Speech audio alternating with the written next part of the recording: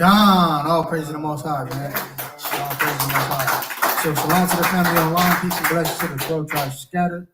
We're going to go ahead and get into this lesson today. I ain't going to hold y'all too long, but this is a very important lesson for brothers and sisters, especially you brothers in this thing. I want y'all to go ahead and take notes, man. How many of y'all can prove y'all Israelites? Shalom to the family online. All praises, right? All right, so let's see. Let's try it then. Okay, Vince, how would you prove you're an Israelite? What's your source? Give him the mic, Delvon.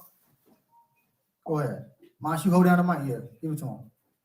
Right. Shalom to the family online. Jay Sneaks, Ariel, what's good? The curses in Deuteronomy chapter 28. The curses? Okay, what if somebody else say, I fit the curses too? What else you gonna do? Give it to the sister in the front. Yeah. All right. All praises, man.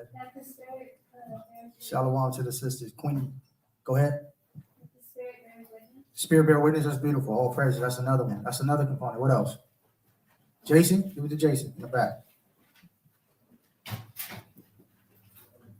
All praise to the Most High. So we're gonna take some good notes today through the Spirit. We're gonna prove all things. Go ahead. Job 30:30. What is that? My So okay. So what if I'm a Hamite? Hamite's black too. I'll give them a description of Christ and fruition. They're gonna be like, we look like him too. I'll just figure. It's all good, right? All right. So look, we're gonna cover a lot of things. All right, through the Spirit. We're gonna try to cover things. All right. We're gonna cover what the sister went into, the spiritual continuity. That's something you cannot deny, right? History. We're gonna go into archaeology, and we're gonna go, and most importantly, prophecy. Anybody know the definition of prophecy? Isaiah Yasharallah Shalom. Jay Sneaks, what's good, huh? Anybody? What is a prophecy? Go ahead, Jay. What's prophecy, Jay? Something Gary Strickland, what's good, King? Something that's foretold before it happens. Okay. A foretelling story, right? All right, before it happens, right? So this would make this book very powerful, right? Pursuant to what the sister said, spirit, right? This book's still alive today. You know how people say in the Bible, oh, no, we live in biblical times right now. Little do you know, right? Where prophecies are unraveling as we speak, meaning this book is alive. The words are literally living right now, right? That's why it's the book of life, right? Let's get Isaiah 46:10 through the Spirit. All right, we're gonna set it off. We're gonna get into the lesson. So today's lesson is titled Black Hebrew Jews in Africa. Is it real or cat? Black Hebrew Jews in Africa, is it real or cat? Give me that. Is it a myth or is it real? Is it authentic? Go ahead, give me that. Isaiah chapter 46, verse 10. Declaring the end from the beginning, and from ancient times, the things that are not yet done. That's cut. That's cut right there, right? The Lord said, I'm declaring things, or I'm declaring the end from the beginning. But these things have to materialize. So I spoke it, but it has to happen, right? Read that part. It has not done yet. Read that part again. My bad. God. And the things that are not yet done. Not yet done. So there's things that the Heavenly Father said that's not yet done. What happens, sirs, when these things, right, there are prophecies. Well, what happened when prophecies fulfilled? What does it become? Okay, truth. I love that. But give me another word. Anybody? Fulfilled. Okay. After fulfilled, what will you call it after that? It's passed away. Beautiful. But what stings in the past? What do we call that? History. Beautiful. That's what I was looking for, right? Prophecy is foretelling, and when it's fulfilled, it becomes what? History. All right? Read that again, because it's very important. This scripture is all you need to explain the Bible. We got to break it down, right? Read this book. Read that Isaiah 46:10. Isaiah chapter 46, verse 10.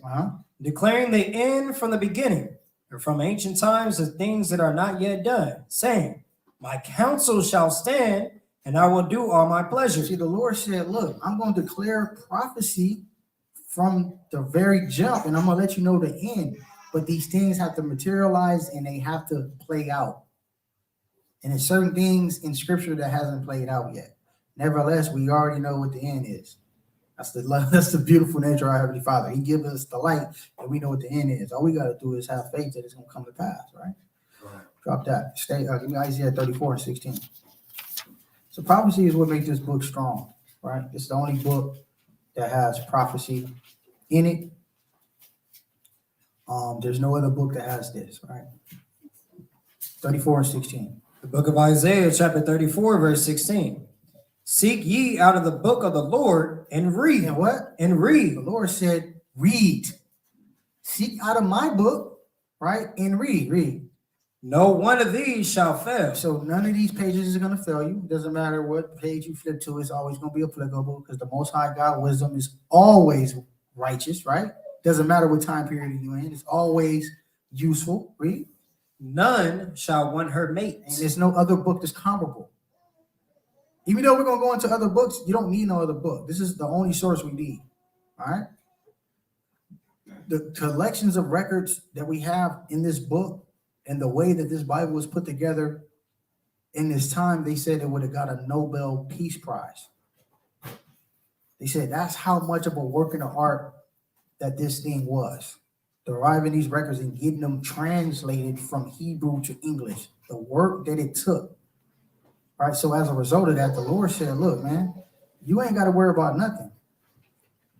You're not going to have to worry about anything pertaining to these scriptures. Right? Because my voice spoke in it and my words are not going to go void. Right? Finish that. None shall want her mate, for my mouth it had commanded, and his spirit it had gathered them. And we all hear through the spirit, right? The Lord gathered us here, man. You know? Anybody here on their own accord? Nah, the Lord got us here, right? The Lord gave us this understanding, this wisdom, this knowledge, this opportunity at repentance. Because who do the choosing? The Most High do the choosing, right? I didn't choose me, I chose y'all. So as a result, this is why we're here, right? So let's go ahead and dive into prophecy, right? This is a very, very important pivotal prophecy when explaining the Hebrews or the Jews in Africa, right? Jews in Africa. Did Jews really exist and have civilizations in Africa, right? We're going to go over some history and we're going to tie it into prophecy and we're going to make it make sense at the end, all right? I want the fellas to take good notes, all right? I know we don't have the TV thing set up where y'all can follow along. I wish we did. We wasn't able to do that. So go ahead and follow on your phone because I'm going to have a lot of maps and a lot of visual things that I want y'all to screenshot. And then y'all can go ahead and do y'all additional research at a later time. All right. So turn the phone down. Right. Y'all can follow along on your phone. Turn the phone down so it don't have the double feedback. And you can just kind of, get the visual of all the maps that you're going to, because y'all going to need this. I want every one of you brothers can be able to explain this on a scholastic level. There's no reason for you to be here in class if you're not going to be able to explain how you're in Hebrew. And I need more than color scriptures. All right. We need more than color scriptures. That's cool, but we need more than that. All right. We want to beefing up our scholarship. All right. Because when you're dealing with scholars, they don't care about color scriptures. You're going to need more than that. All right. So with that said, let's go and dive into a prophecy. Luke 21 and 20. This is a word of our Lord, Yahushua. Let's see what he said, right? Yahushua gave a very, very important prophecy that was a pivotal point in our history. All right, let's go ahead and go over that. The book of Luke, chapter 21, verse 20. And when you shall see Jerusalem compassed with armies, then know that the desolation thereof is nigh. So Yahushua is just repeating a prophecy that was already talked about in the book of Daniel. He's reminding them about the abomination of desolation. Ratazan did a phenomenal lesson on it a couple weeks back. I said about a month back. Y'all can go back and rewatch that, right? Gave a lot of pertinent information, history, and prophecies, right? Nevertheless, Yahushua is reminding them about the prophecy in Daniel. He said, look, when you see these Romans besieging your areas and they're coming with their fortified cities, it's time. This is a signal and a sign. Remember, the Lord said, I'm going to give y'all signs. This is the sign that y'all need that it's time to leave. It's time to flee and get out of Jerusalem, right? Read. Verse 21. Then let them which are in Judea. Where's Judea? Judah, right? It's Judah. Another word for Judea is Judah, all right? So let them that's in Judah, what? Flee to the mountains. Flee for safety. Flee for safety. Where do you think we went for the ones that did take heed to Yahweh's instruction? Anybody? Okay, Africa. What part of Africa? West Africa, okay. Mizraim, okay, what is that for those that don't know? Egypt, okay, where else? Was Africa our only pit stop? Where else did we go? Ethiopia is in Africa. Is it, that's the only place you went? Where else we go? Move further west, West Africa. Okay, so what's further west in Africa?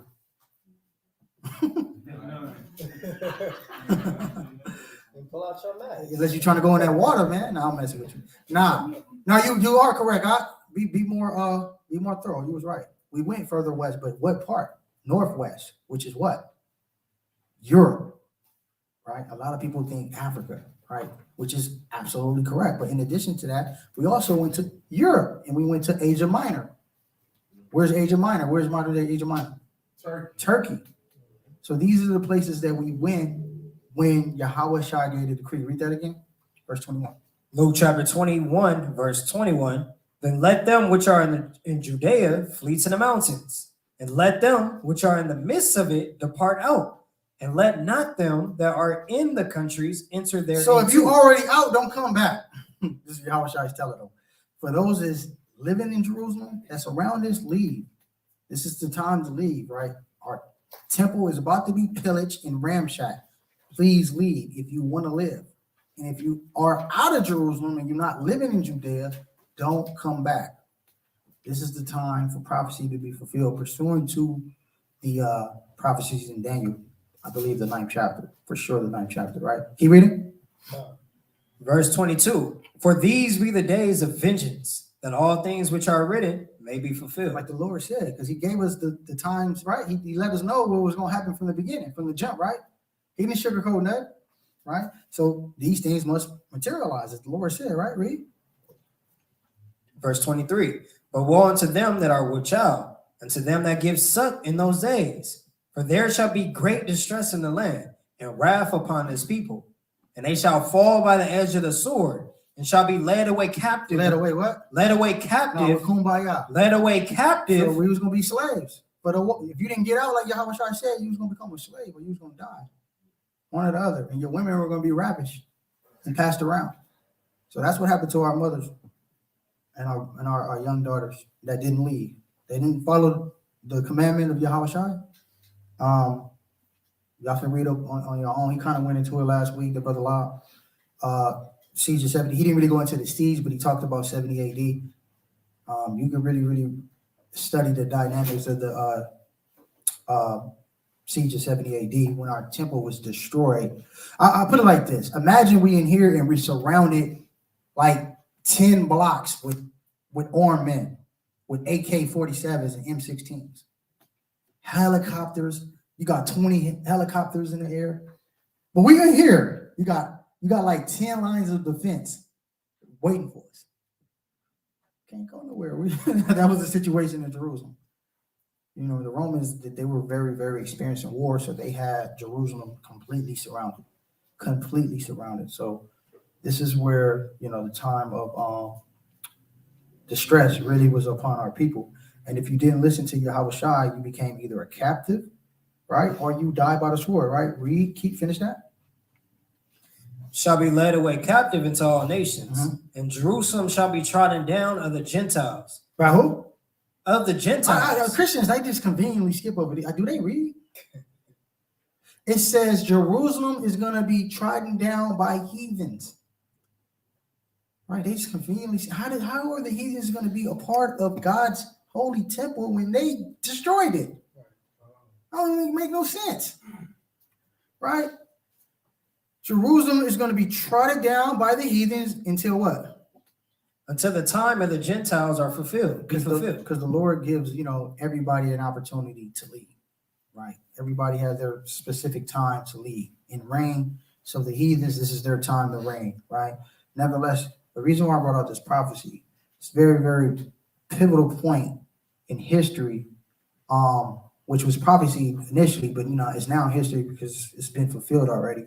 That Yahweh Shai gave the initiative to the children of Israel concerning our temple being destroyed, the second temple being destroyed, right? So with that said, I want to go ahead and dive into other spots, because I know a lot of us know he fled to Africa, right? Y'all mentioned that, right? But let's go into some other history that y'all might not be too privy to, right? Because Africa wasn't the only spot that we went to. We also went in Europe. We also went into India, East India, and we also went into Asia. All right, these are the other places that we fled to that I know that you guys might not hear a lot, but nevertheless, it's important for y'all to know this history. All right. So with that said, let me share my screen. So this is where I want y'all brothers to follow along. Y'all can look down. Got me online, bear with us. We're gonna go ahead and share the screen real quick. So y'all familiar with the Negro Land map, right? You'll see this, right? So this is the Africa, right? It was associated with Negro Land. So looking at this map, it spreads from Egypt. Let me get another map. Let's update it so y'all can see. So the Negro Land map spreads, bear with me. It spreads from Egypt all the way to Algeria or Morocco as we know it today, right? So you got Egypt right here, all the way to Morocco, all right, or Mediterranean, right? This is how far of a spectrum or extremities that it did cover at this time, right? Now notice it said Negro land, right? This is important, right? Didn't they call us niggas in the Bible? Give me Acts 13:1. This is a context clue of who they're talking about over here in Africa. All right. Go ahead and give me that through the Spirit. Acts chapter 13, verse 1. Now there were in the church that was at Antioch certain prophets and teachers, as Barnabas and Simeon, that was called nigger. Called what? Called nigger. It's literally pronounced nigger. Let me show y'all, because I know a lot of people say Niger. No, it's pronounced nigger. All right, I'm gonna go into the Strongs. Let me show you. Watch this. Strong's G 3526. Niger. Niger. You see that? Nigger, not Niger, okay? Nigger. So we was called niggers way back then. And y'all see how convenient, right? Several years later, we see the Negro land map, letting you know that those people that was dwelling over there, they weren't indigenous Africans, they were niggas. All right? Very, very different to be distinguished from the indigenous Africans, right? We also see that in the other source of history. Go ahead and you got your Bible dictionary? Give me that. You know what I mean? Give me Ham. Give me Ham through the Spirit, right? So while he finding that, I want to get Acts 13:1. I'm gonna read this. The NLT, New Living Translation. It says, among the prophets and teachers of the church of Antioch of Syria were Barnabas, Simeon, called the black men. Y'all see that? In other translations, they associate the prophets with being black men. All right, so this is another color scripture y'all can go into other translations just to kind of further substantiate your point. Right? Now, what tribe Barnabas was from? Huh? Levi, absolutely. Yeah, absolutely. Levi, let's prove that. Get Acts 4:37. Let's get Acts 4:37. Book of Acts, chapter 4, verse 37. Having land, sold it.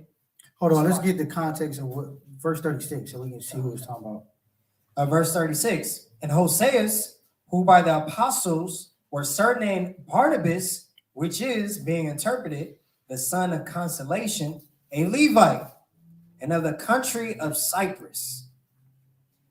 Having land, sold it, and brought the money and laid it at the apostles' feet. So anytime y'all run into a fake Jew and they say they're gonna either say they from the tribe of Judah or they're gonna say Levi. They're getting smarter now. You might hear a couple of them say Benjamin, but for sure Judah and Levi. Well, we're gonna go into the scriptures, right, which is a credible source. We're gonna be like, well, we see the Levites are black. Matter of fact, have you ever been called nigger? I know I have.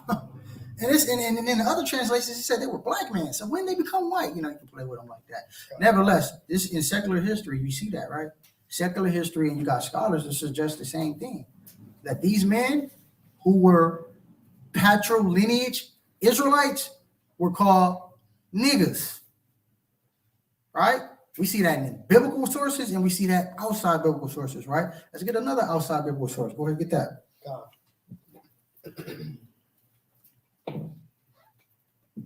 So this is from your Bible dictionary. Mhm. Under the word Ham, the youngest son of Noah, born probably about 96 years before the flood, and one of 8 persons to live through the flood. He became the progenitor of the dark races, not the Negroes. But not the Negroes. Let's go ahead and distinguish that. These people I'm talking about are indigenous Africans. I'm not talking about the Negro, the ones that migrated over here. It's a big difference, right? Even though you had a collection of black or dark races here, let it be known and let it be understood that these indigenous Africans should be distinguished from the ones that migrated here.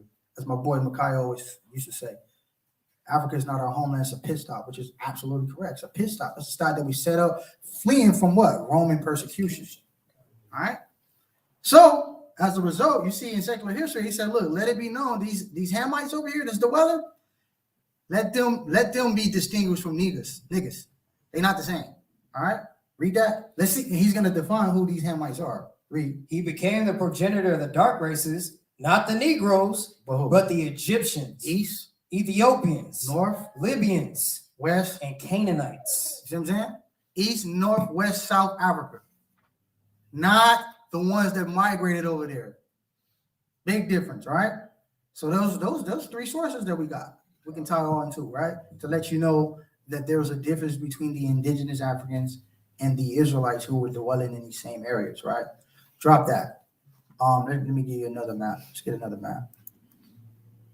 So here's another map. Not sure if y'all can see it. If y'all brothers is online, look down on your phones and tap into this map. So this is a map. This is an ancient map going back, maybe like 200 years before Christ. This is during the time of the Punic Wars. Anybody familiar with the Punic Wars? I know Mac is. What about you other brothers? Y'all got to double down on this history. Y'all got to familiarize yourself with the Punic Wars, right? In short, Punic Wars, which we're going to get a couple readings on that. Nevertheless, the Punic Wars were largely a mixture of our people, Canaanites, Israelites, going against Europeans. And they were fighting over these lands, as you can see on this map. They were fighting over the northern hemisphere of Africa, and they were fighting over all of Europe. If you're looking on the illustration, you see the purple laminates, and the purple highlights is the landmass that we had. I'm gonna say we had because we conspired a plan together, and we had a lead in the pack that we had with the Canaanites. And you see the red extremities goes into the Romans. Now it was a prophecy that the Romans was going to penetrate this whole entire area due to the prophecy in the book of Daniel, which Ratazan covered. Right, so they were on the rise. As you can see, they had Italy on lock. There was a little bit of a divide. It was, right here in Syracuse, this little green right here. It was a little, they was trying to kind of get this land because this land is off the coast, which is a lot of money being exchanged. But you see right here at the bottom, right above the Mediterranean sign, you have Carthage. The Carthaginians is what they called themselves during this time.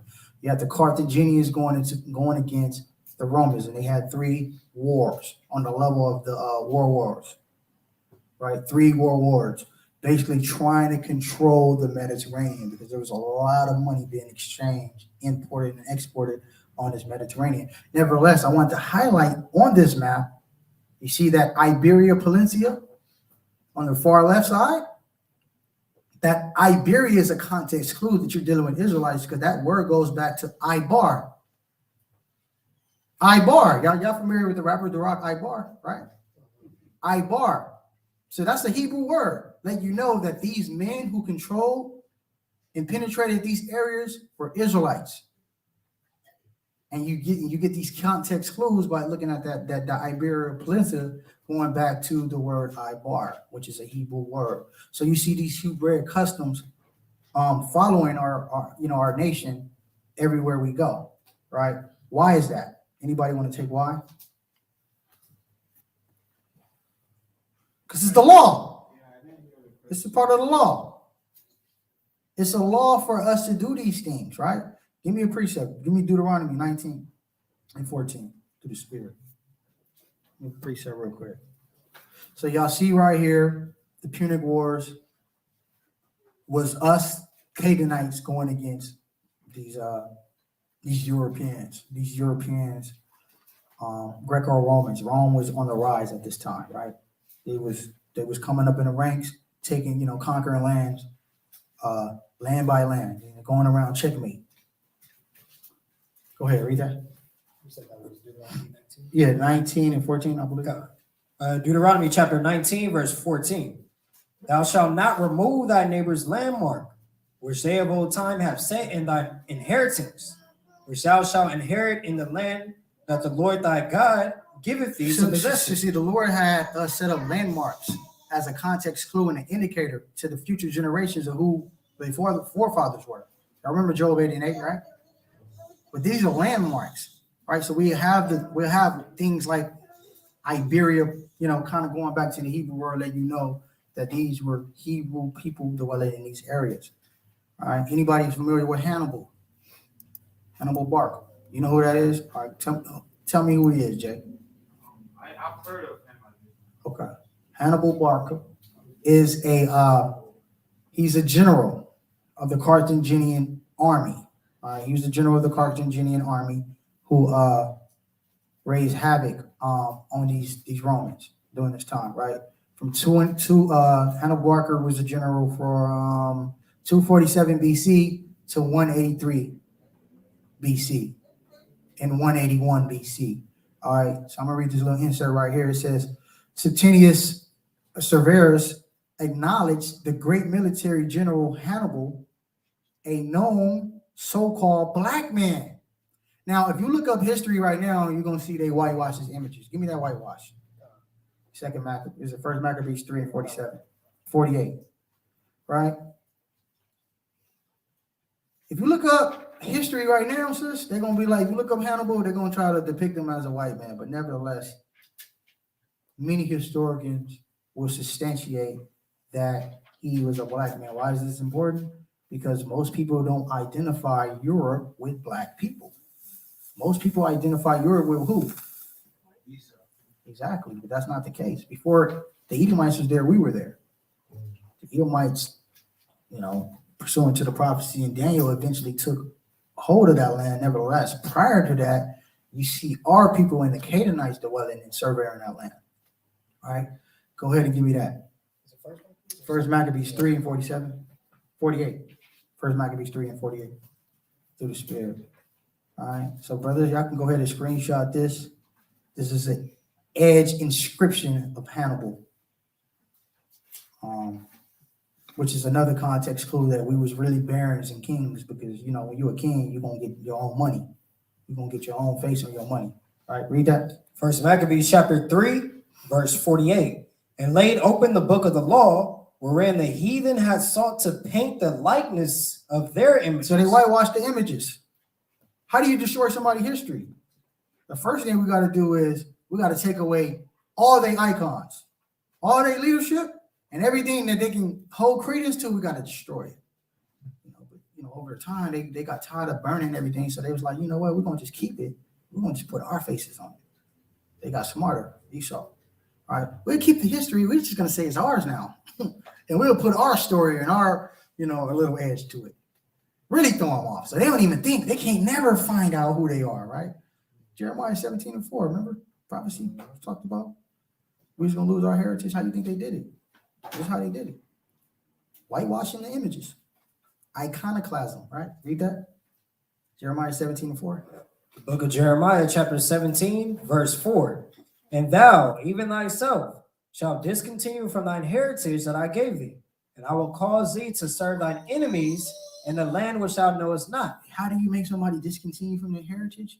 Well, you gotta take everything away from their heritage and don't lead it back to them. Don't allow any traces to go back to them. Change their names, change their customs, change their identity, give them a whole entire different race. Matter of fact, the race that they used to be, we're going to become that, and we're only going to show you images of us so they don't identify. This is what Esau did, right? Nevertheless, the importance of this is you see Carthage, right? A Carthaginian general and leader was a black man, right? It says, while campaigning against the Byzantines, he ordered the covering of the tomb of his fellow Carthaginian Hannibal with fine marble, right? So they're very, very, very rich men and noble in nature, and they had plenty of different fights with the what do you call it, Romans at this time, Romans. All right, so Punic Wars. All right, we're gonna go into a little bit of history on these Punic Wars. I want y'all brothers to know a little bit about this Punic Wars. We're not gonna read too much of it, but nevertheless, just know these wars are very, very important because we were at war with these Romans, trying to have a stronghold on the Mediterranean, which was a lot of money being imported and exported through the Mediterranean. So I'm talking about billion. You know how much money comes through the Atlantic? Anybody's familiar with the Atlantic? No. What about the Pacific? You're familiar with the Pacific Ocean, right? Y'all ever drove Long Beach? And y'all see all of the merchandise that comes in, the shipping containers, right? Now look, this is the same situation that was going on in the Mediterranean, where everything was being exchanged from the so-called Middle East, Europe, and Africa. Everything was being exchanged on that coastal line. So if you had control and a monopoly over that, you were going to rule the earth essentially. You know what I'm saying? Because you're talking about hundreds of billions of dollars being exchanged every year. And if you had a stronghold on that, then you had a stronghold on society, right? So let's go ahead and read a little bit of this article. This is a very reliable source. It's history.com, right? So very, very reliable source. Brothers, go ahead and probably, screenshot that if y'all want to, so you can beefing up your knowledge and your understanding. It says the 3 Punic Wars between Carthage and Rome took place over nearly a century, beginning in 264 BC and ending in Rome victory with destruction of the Carthaginians in 146 BC. By the time of the First Punic War broke out, Rome had become the dominant power throughout the Italian peninsula, where Carthage, a powerful city in the North Africa, had established itself as the leading maritime power in the world. So this is where the prophecies have been fulfilled about Rome. Remember, Rome was that 4th beast, right? Remember, we talked about 4 beasts. Rome was that 4th beast who took out who? Greece. So this is where they were going around checkmate. We need this land, we need this land, we need this. Oh, y'all got oil? Y'all got cotton? Oh, y'all got marble? We need all that. Right? They were going around the Mediterranean checkmate. Right? So they had 3 wars. Let me get to the last sentence right here. It says, in the 3rd Punic War, the Romans, led by Scipio the Younger, captured and destroyed the city of Carthage in 146 BC, turning Africa into yet another province of the mighty Roman Empire. Anybody familiar with Leo Scipio Africanus?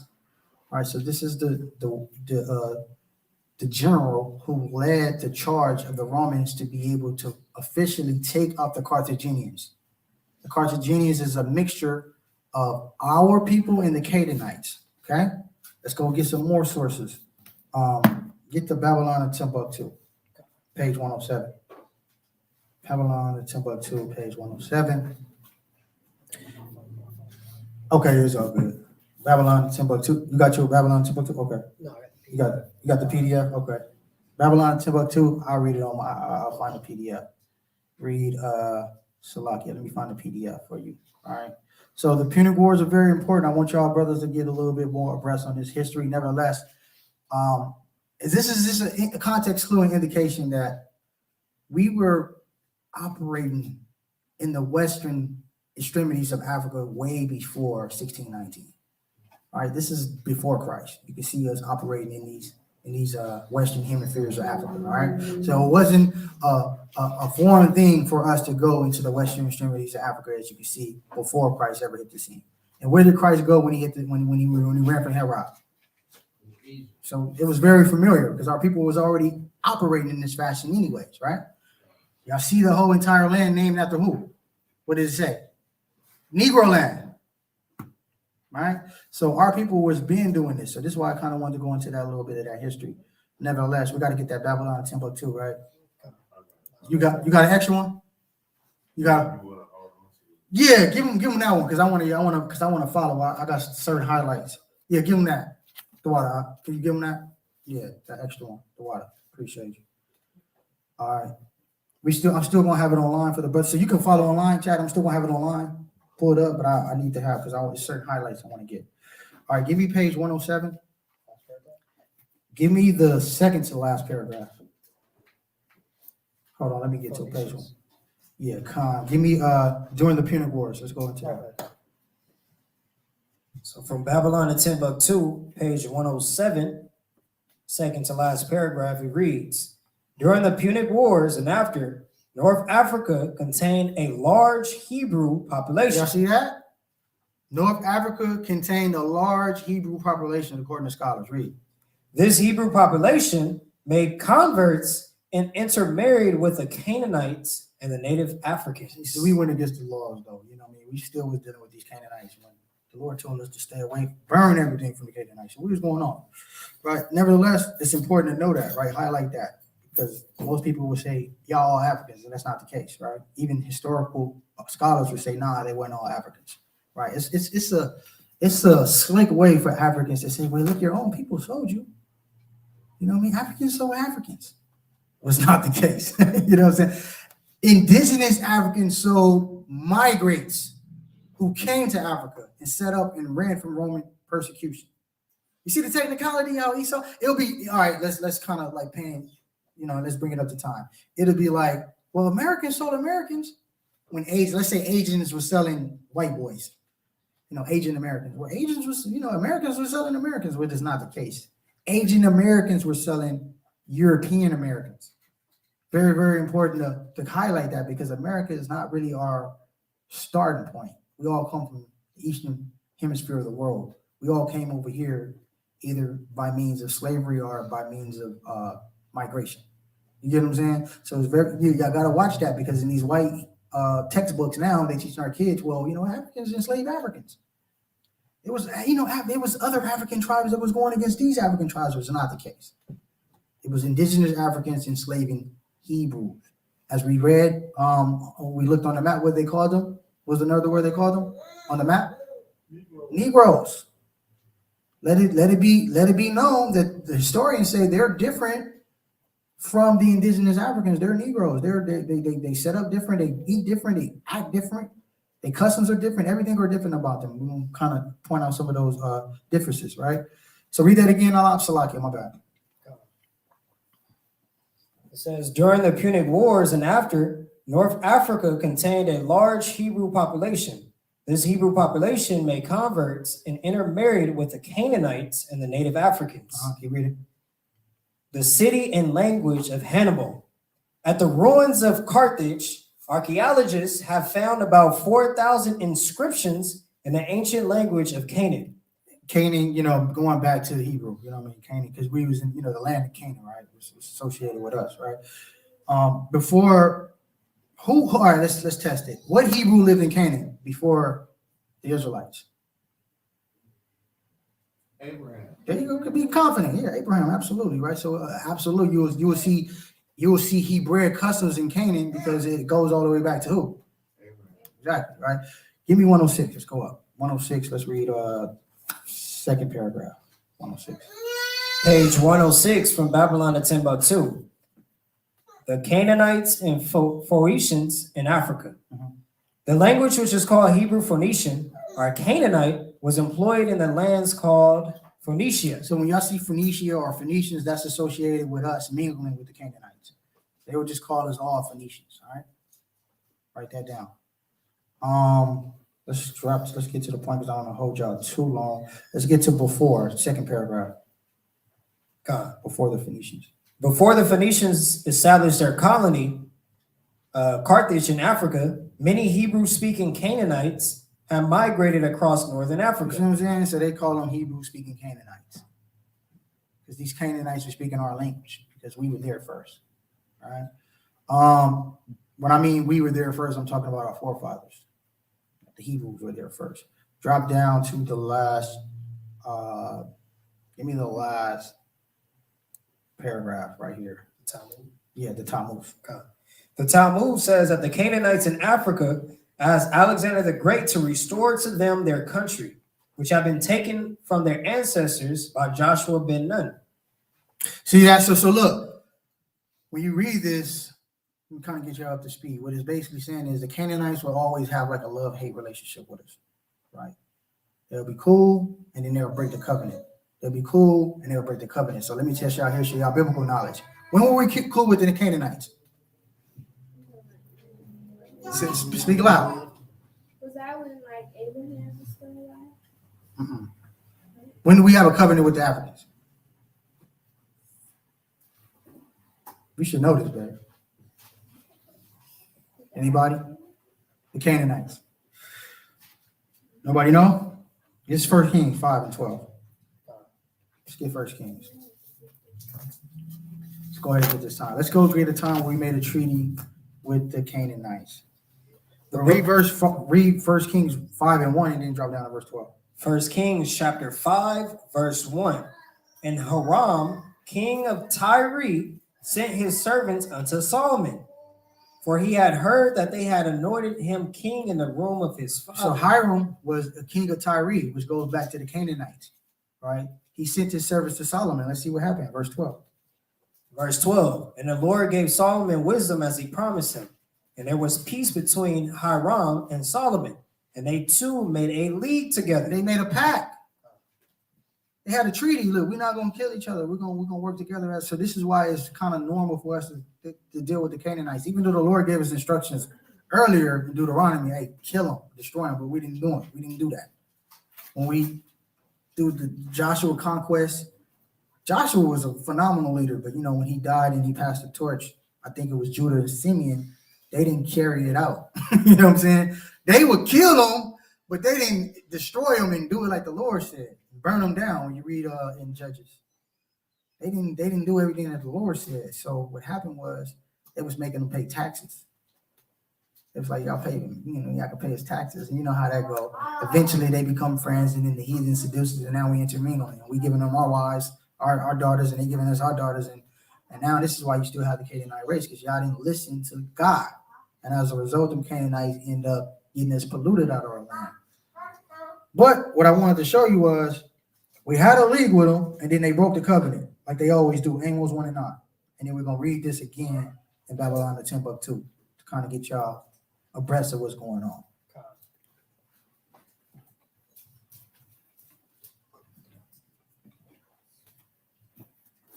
The book of Amos, chapter 1, verse 9. Thus said the Lord, for 3 transgressions of Tyrese, and for 4, I will not turn away the punishment thereof, because they have delivered up the whole captivity to Edom. So they conspired a plan with the Edomites, which is the transatlantic slave trade, and they sold my people, my goodly people. And what they do, Lord? And remember not the brotherly covenant. They didn't remember the brotherly covenant they made with Solomon. They forgot about that. Remember, the Lord said, I'm declaring things from the end, from the jump. Right? So the Lord is letting us know, hey, the Canaanites going to turn on y'all. That's why I told y'all to kill them in Deuteronomy. Y'all didn't listen. Y'all making pacts with them, but they not to be trusted. So you see right here, read the Babylon Timbuktu, last paragraph again. We do all these things together. We fight these wars, but look what they said during the time of Alexander the Great. Read that. So the Babylon Timbuktu, page 106, last paragraph. The Talmud says that the Canaanites in Africa asked Alexander the Great to restore to them their country, which had been taken from their ancestors by Joshua. Man, we need to get that Israel land back. Them damn Israelites came and took our land with Joshua and them boys, man. We still mad at that. And now they over here in the western extremities of Africa, and they taking our land now, man, because they always been better than us. Deuteronomy 7 and 8, 6, you know what I want. So they on the sneak tip, they fighting war with us, but they backdooring it, and they talking to the Edomites like, hey, look, man, can y'all get us our land back? Can y'all get us our land back? These damn Hebrews, they took our land. We need that back. That was the land of Canaan before them, right? Which is not the case. Even though they were there, nevertheless, it was always prophesied for us to have that land since the garden, right? That land was always supposed to be given to us since the time in the garden, right? Read that. 7 and 6. Yeah. Come, 76, you know. Deuteronomy chapter 7, verse 6. That's why they hate us. For thou art an holy people unto the Lord thy God. The Lord thy God has chosen thee to be a special people unto himself, above all people that are upon the face of the So earth. we're never going to get comfortable with these other nations because some way or somehow they're going to be jealous of us. That's what happened, right? We fighting wars together. Nevertheless, they backdooring us and telling Alexander the Great, give us our land back. We fighting wars together and then they go behind and our worst enemy, Alexander the Great. Y'all know how the sicko he was, right? And say, hey, can you help us give our land back? Because Joshua and them boys took our land. Lord in Christ, right? Let's keep going. Get 108. 108, give me the second paragraph. Babylon and Timbuktu. We're going to take a lot of sources. Y'all can take down these pages. Go back and read them for yourselves. Familiarize yourself with this history, family. Read that. From Babylon and Timbuktu, page 108, second paragraph. The population of Carthage was derived from Palestine, and the civilization was Hebraic in origin. So the Carthaginians, y'all looking on that map, right? Let's go back to that old map. Let me see if I got it. Still pulled up. The Carthaginians right here, right, who control the Iberia Peninsula. As you can see, that word Ibar goes back to a Hebrew word. The Carthaginians was a mixture of Canaanites and Hebrews, but nevertheless, it was largely accepted that these Carthaginians were associated with Hebrews, because it don't matter where we go, we're going to dominate. So if we intermingle with a tribe or another nation, our customs is going to be more superior. Why? Give me a scripture. We just kind of read one, but what's another one in the New Testament? I'll give y'all a context clue. Say it loud. I have a question. Go ahead. Our, do you mean Judah or Israel As a nation, all of us. Salt. We're salt of the earth. Y'all forget these scriptures? Give me Matthew 5:13. It don't matter where we go. We're the salt of the earth. So look, wherever we set up, people are want to cleave to our identity. They're going to want to cleave to our customs, right? You know, hey, look, you got Bloods and Crips in Thailand. What the hell? What? Come, Thailand? That is true. You got Bloods and Crips in Cambodia. Like, for real, though. Giving it up like how we do it. Now, that's in wickedness. Nevertheless, I'm just letting y'all know how impressionable we are. It doesn't matter where we go. We're going to leave our imprint. Read that. The book of Matthew, chapter 5, verse 13. Ye are the salt of the earth, but if the salt have lost its savior, wherewith shall it be salted? Come on, man. We're salt of the earth, so it makes sense, right? Everybody gonna follow and copy us, because that's just in our nature to do it. We the best to ever do it, the best that will ever do it, right? Go back to that Babylon and Timbuktu. So we're gonna be going into Babylon and Timbuktu a lot, family. So bear with us. Yeah, go back to page 108. Give me that second paragraph, the population of the card. From Babylon and Timbuktu, page 108, second paragraph. The population of Carthage was derived from Palestine, and the civilization was Hebraic in origin. Sloshes is certain, after much research, that the language Hannibal spoke and in which he derived his troops was Hebrew. So Hannibal spoke Hebrew to his troops, for sure. He said, I mean, I did a lot of research. I'm almost 100% sure that Hannibal, which was the leader of this nation, he was a Hebrew, right? Let's keep reading. There is evidence that the Carthaginians possessed a high priesthood, and their ceremonies and sacrifices were similar to the rituals found in the book of Leviticus. According to the same inscriptions, the Hebrew tribes of Asher and Zabulon were in Carthage from the foundation of the city. At the ruins of the Carthage were excavated many inscriptions containing many Hebrew names, such as Joab. So that kind of answer your question, sis. To answer your question, right? So it's like, you know, Zebulon was over there too. You had 10 tribes over there too. Pursuant to, you can write this down when you got to go there. Pursuant to the prophecy in Isaiah 11 and 11. But look, this is loaded, right? There's a whole lot going on right here. It says there was evidence that the Carthaginians possessed a high priesthood. Who has a high priesthood? What other nation has that? So that's a context clue when you're dealing with Israelites, right? We the only ones that have a high priesthood, right? It said also they had ceremonies and sacrifices on the left, so closely aligned that they had to be the people. It wasn't just people trying to adopt Hebrew traditions. They were so closely aligned, according to scholars, they had to be the people.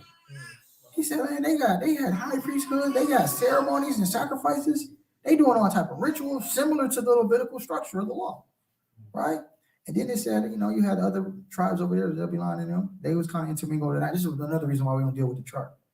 Man, you had 100 different tribes all mingled in there. How do you know which one is which? They was together, not tribal, they was together, as it said, right? It says, but then it said, at the ruin of the Carthage was excavated many inscriptions containing many Hebrew names, such as Joab, Joash, and Joel. Y'all familiar with those names, right? We see those all throughout scriptures, right? So when they excavated these parts of Carthage, they found these inscriptions going back to Hebrew. Y'all familiar with Joab in the scriptures? Y'all see Joel, the prophet Joel. They said these men have Hebrew names, right? The Lord said that though, right? Give me 1 Peter 1:25.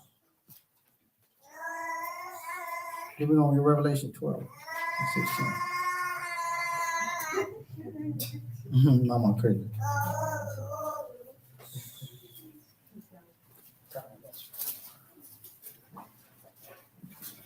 The book of 1 Peter, chapter 1, verse 25. But the word of the Lord endure forever. And this is a word which by the gospel is preaching to you. See, the Lord is word is forever, and it's the word that we got, right? Because he promised, right? Revelation 12 and 16.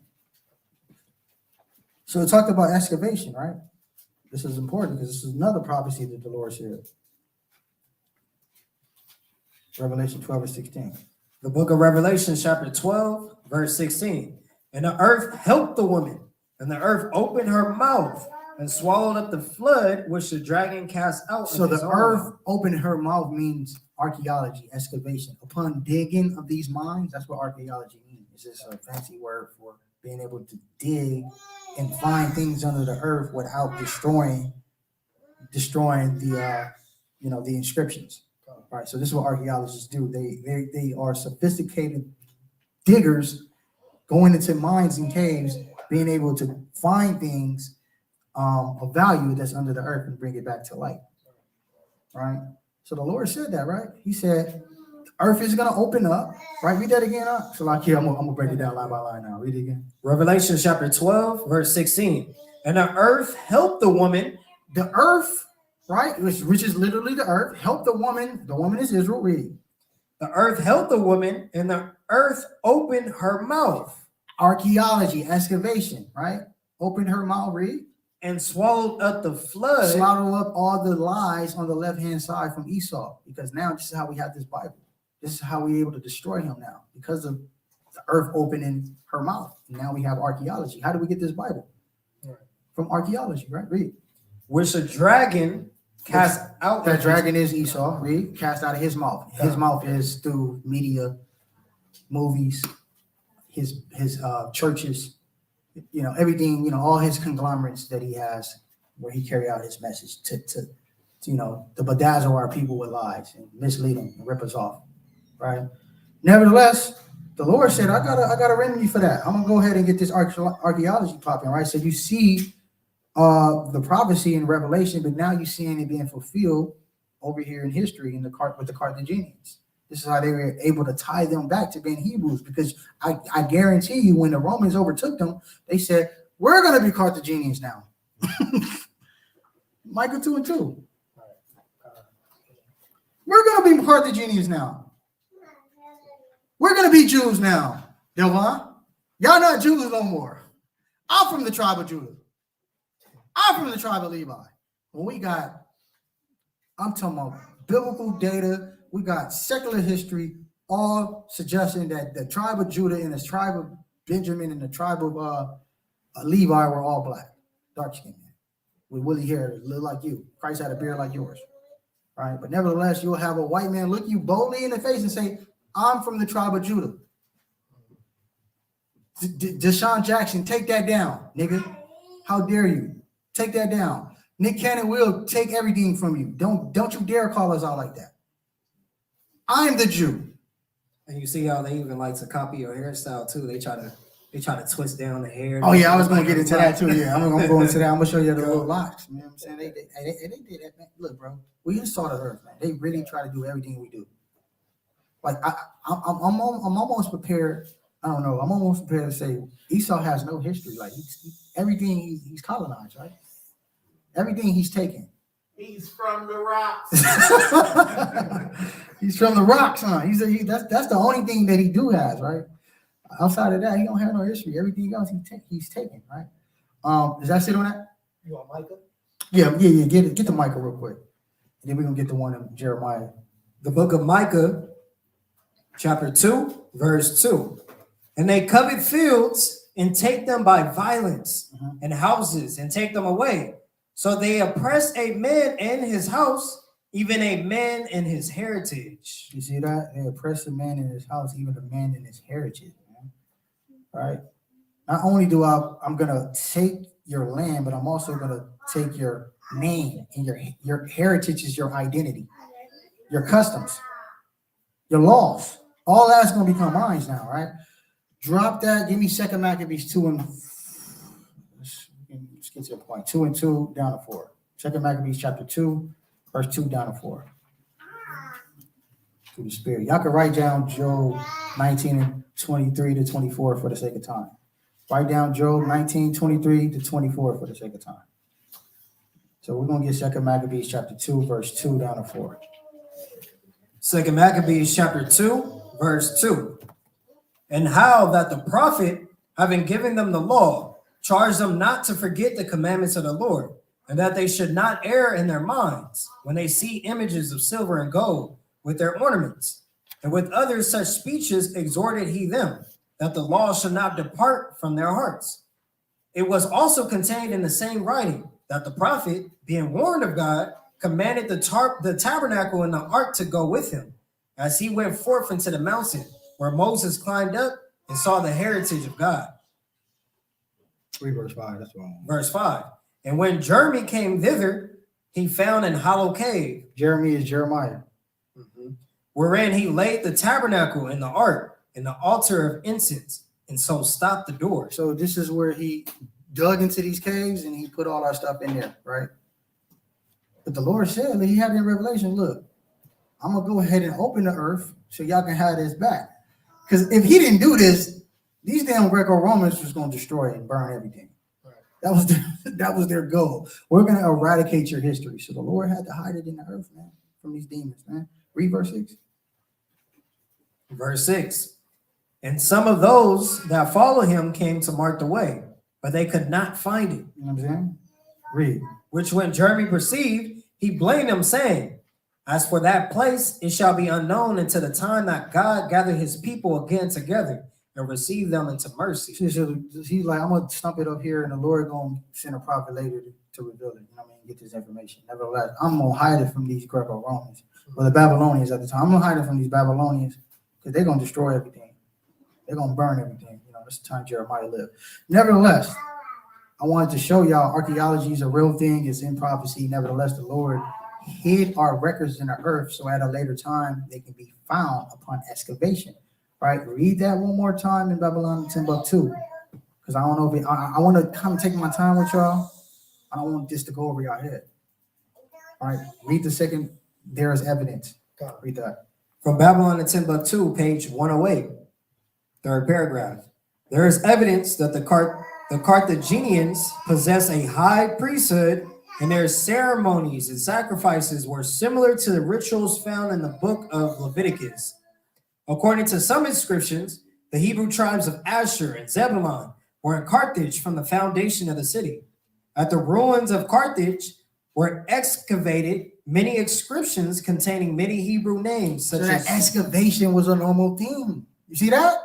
It was a normal thing because the Lord said he commanded the prophet Jeremiah to hide our tabernacle and hide some of our inscriptions, and it'll be found and revealed at a later time.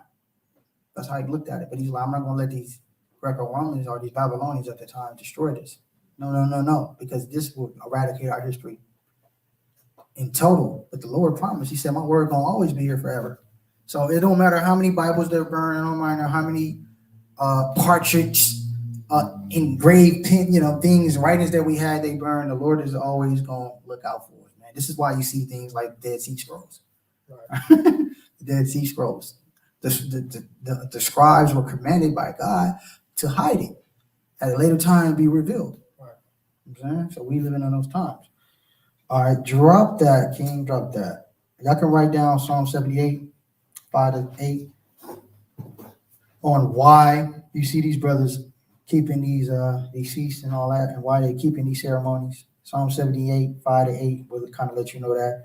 And Deuteronomy 32, 7-8, which y'all should be familiar with those scriptures anyways, right?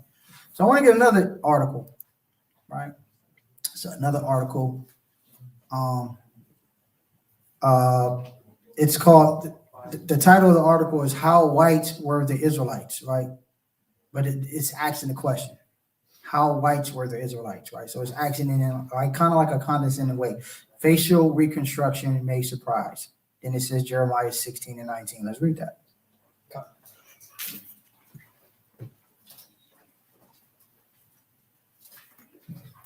But we're not going to read all this article. It's a certain point that I'm going to highlight right here. This is what I want right here. Go ahead and read that precept. the book of Jeremiah, chapter 16, verse 19. So verse 19. Come. 16 verse, come.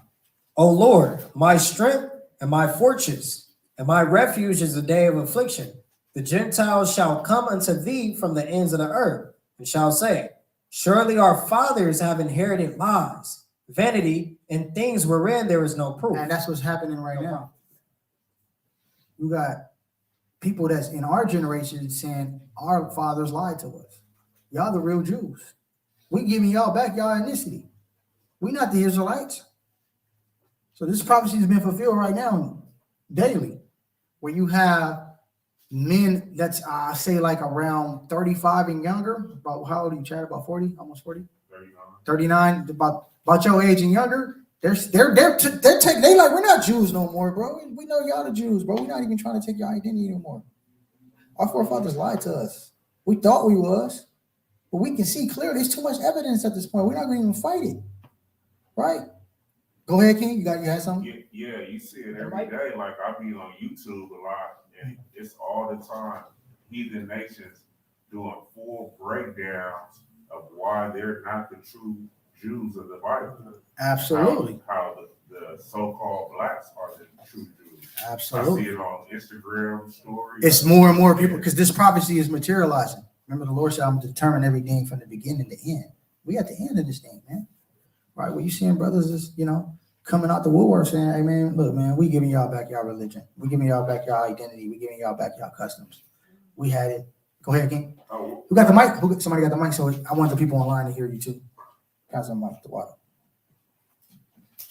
I can't remember my Slovakia for my memory. I don't know if I was there or if it was you or Roxanne. It was a fake Jew walking past, and he said, "Y'all the real people in the Bible. My people stole your heritage." I think that might have been you. He had walked past and said it. Was that you? Man, you know what, bro? That happened to me before. I don't know where I was at. I think I was at True Nation. That happened to me before, though. Yeah, somebody said that. I was with True Nation, though, at that time. Somebody told me that. It was a story. Yeah, somebody walked by. I was with True Nation. He's like, yeah, bro, that's y'all's, bro. Our people lie, bro. Yeah, for facts. Go ahead. To the system.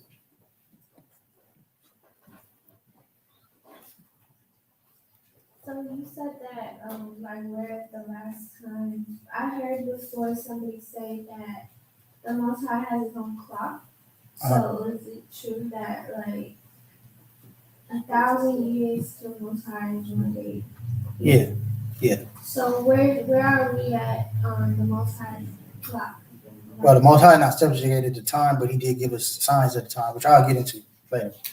All right, the Most High not subjugated to time, right? He gave that for us. His realm, he don't operate in time as we know it, right? He's everlasting, right? He gave time for us. He don't need it. Nevertheless, I'll get into that at the end. I'll kind of go into the times we're at. All right. So I want to bring out this particular article. I don't want to read the article. I just want to read this little subsection right here. It says Israelis. Who are the Israelis? Fake Jews. Anthropologists claim the subjects of the kingdom of Judah look more like Black Africans. That's a cut. There's so many cuts in this. First of all, they're not calling themselves Israelites. So they're saying we're not the ancient Israelites. We adopted their customs, but we're not the people. This is an anthropologist. The anthropologist is the people that study human nature. They're saying, look, we're not the people in our name, but in addition to that, from our further examination, we come to the conclusion that the real kingdom of the Judah, or Judeans they use, are blacks. They said Black Africans, and we know what they mean by Black Africans, Negroes. You know what I'm saying? So this is powerful. You have heathen nations that's coming out and just saying, hey, look, man, we not even the people no more. Anthropologists. They're coming out and saying, look, hey, the jig is up. I know we lied for like 300 years. Hey, look, it's over with, man. It's over with, bro. Them brothers, they rising up. They coming up. We not the people, right? So give them back their nation. Give them back their identity. Let's go to some more, right? Look down on your phone. Let's get some pictures, man. Let me see. Get a couple pics. Ooh. Slovakia. Let me see. Sent. Is the picture I want? Damn, I ain't even send it live. I didn't send the pictures, man, the screenshots. My bad, y'all. I had so many files, man, that I wanted to send y'all. Let's go over this. Like, let's get this one. I got this picture. Y'all see this? Who's on the left hand side? Anybody can see that? It's a little delay. All right, y'all catch up.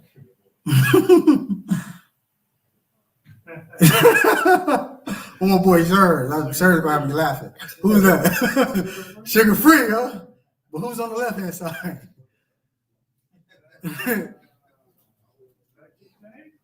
That's King James' grandson. Called the Black Boy. Don't they look alike? Am I tripping? Am I reaching? Now look, they try to whitewash the images. They try to whitewash the images a little bit.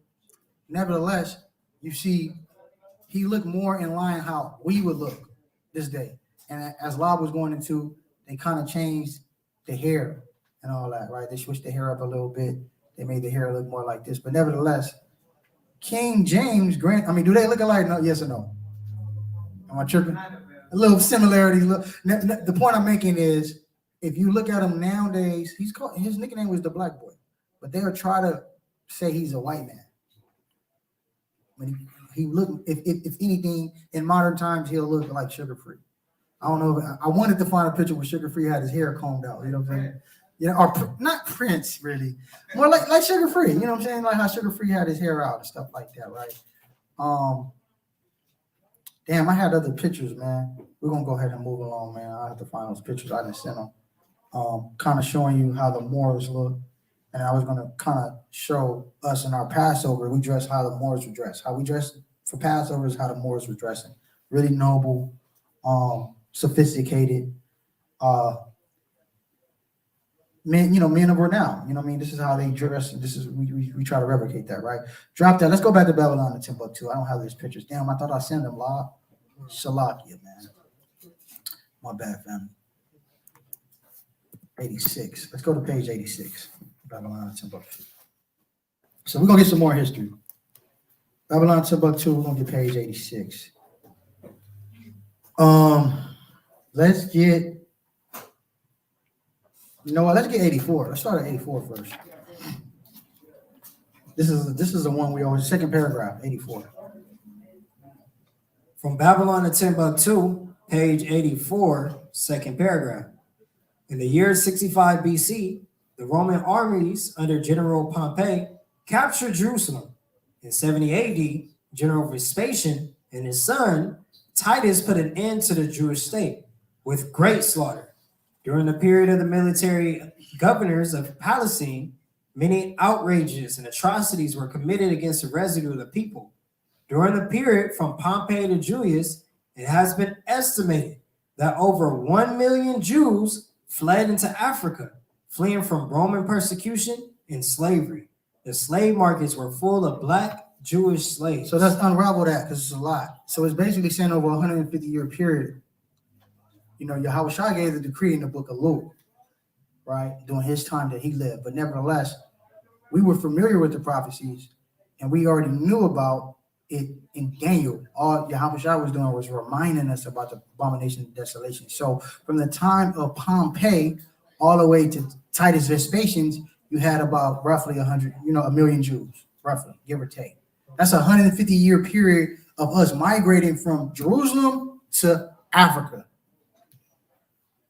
You follow that? It's about a 150-year period of us migrating from Jerusalem, our homeland, to Africa. Why? Running from Roman persecution. This is not a far-fetched stretch by any imagination, because who did this during the time he lived? Who else did this? Who did this, family? Who left Jerusalem and fled to Africa for safety? Yahushua, right? Let's get Matthew 2 and 1. And then we're going to go down. Matthew 2 and 1, and we're going to go down to verse 13. So this is a normal thing, right? They were doing this before Christ lived, before he was born, right?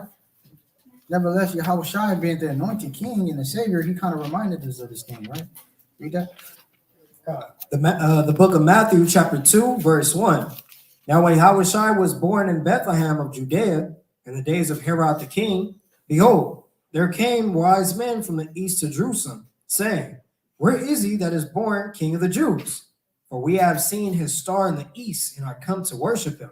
When Herod the king had heard these things, he was troubled, and all Jerusalem with him. So he put a hit on Yahushua, right?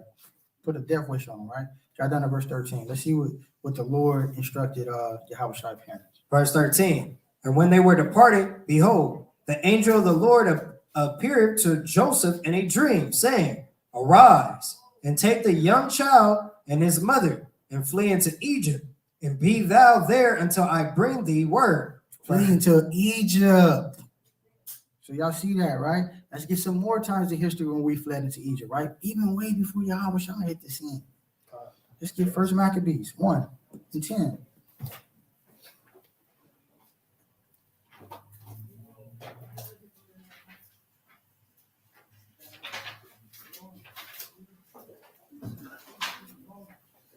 Watch this. First Maccabees chapter 1, verse 10. And there came out of them a wicked root, Antiochus, surnamed Epiphanes, son of Antiochus the king, who had been an hostage at Rome, and he reigned in the 137th year of the kingdom of the Greeks. In those days went there out of Israel wicked men, who persuaded many, saying, let us go and make a covenant with the heathen that are round about us. For since we departed from them, we have had much sorrow. So we had itching ears. We had wicked Israelites that wanted to partake in heathenistic customs to the point where they put up their own identity and said, we're going to become y'all. Right? Stay in Maccabees, get chapter 3, verse 41. First Maccabees chapter 3, verse 41. And the merchants of the country, hearing the fame of them, took silver and gold very much with servants, and came into the camp to buy the children of Israel for slaves. For what? For slaves. So we went into slavery, right? Read. A power also of Syria and of the land of the Philistines joined themselves unto them. Now, So you had the Hamites, right? The Philistines are, and you had the Syrians enslave our people.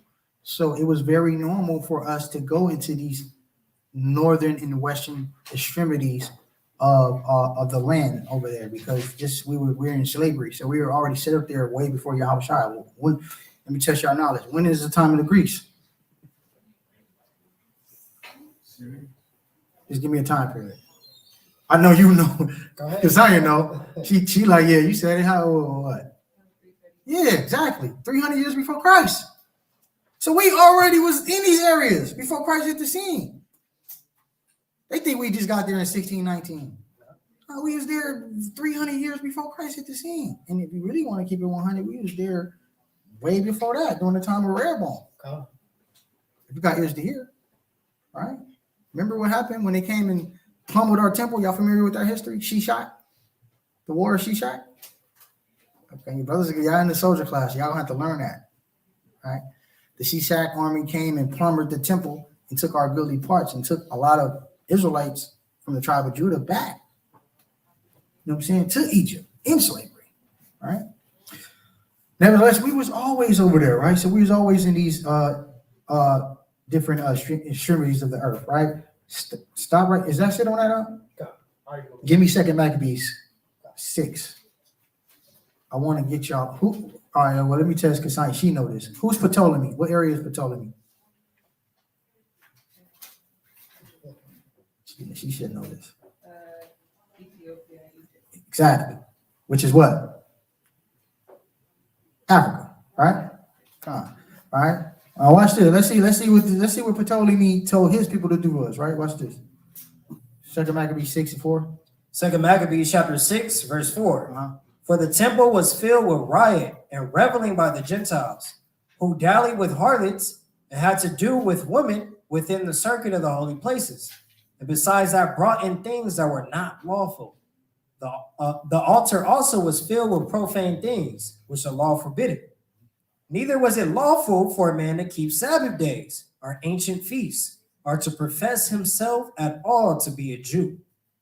And in the day of the king's birth, every month there were brought by bitter constraint to eat of the sacrifices.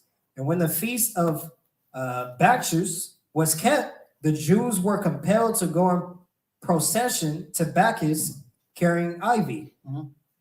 Verse 8. Moreover, there went out a decree to the neighbor cities of the heathen by the suggestion of Ptolemy. Ptolemy. Now the Africans want to get involved. All right, we see what's going on over there in Jerusalem. We want in too. So Ptolemy, right? Remember, it was a tetrarchy, right? A kingdom divided in 4.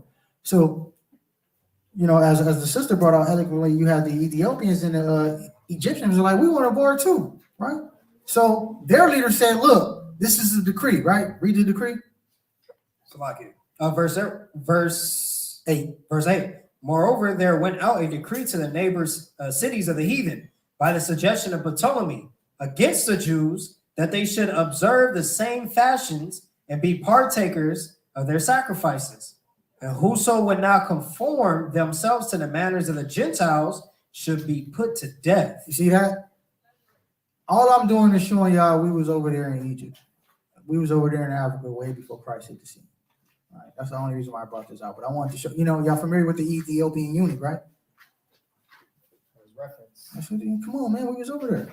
Why would they call him Ethiopian eunuch? Because he was from that land. No different from we would probably be considered Hebrew, you know, African Hebrews, something like that. African American Hebrews, something like that. Hebrews in America. Yeah, there you go. Hebrew American. You select it. Nevertheless, right? Hebrew first, right? Max said, make sure you emphasize the Hebrew first, huh? Yeah. Nevertheless, the point I'm making is we were already there.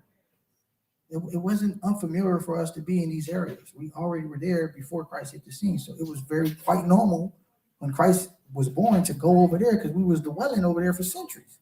You see that? And we had civilizations, empires, and kingdoms already set up, right? Let's go to the next page. Not the next page, 86, 2 pages. Page 86. Let's get the first sentence. Page 86. From Babylon to Timbuktu, page 86, paragraph 1. In principle, but a good thing may be carried too far. So it was in this case. The pagans and the Romans attacked the Jews indiscriminately.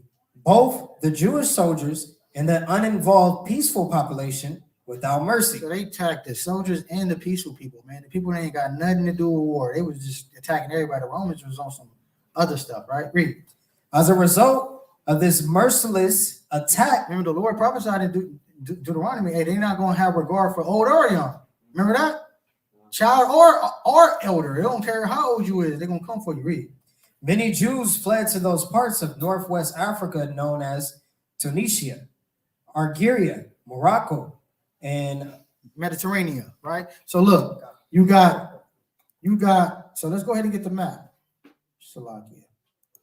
You got us over here in Israel on the map.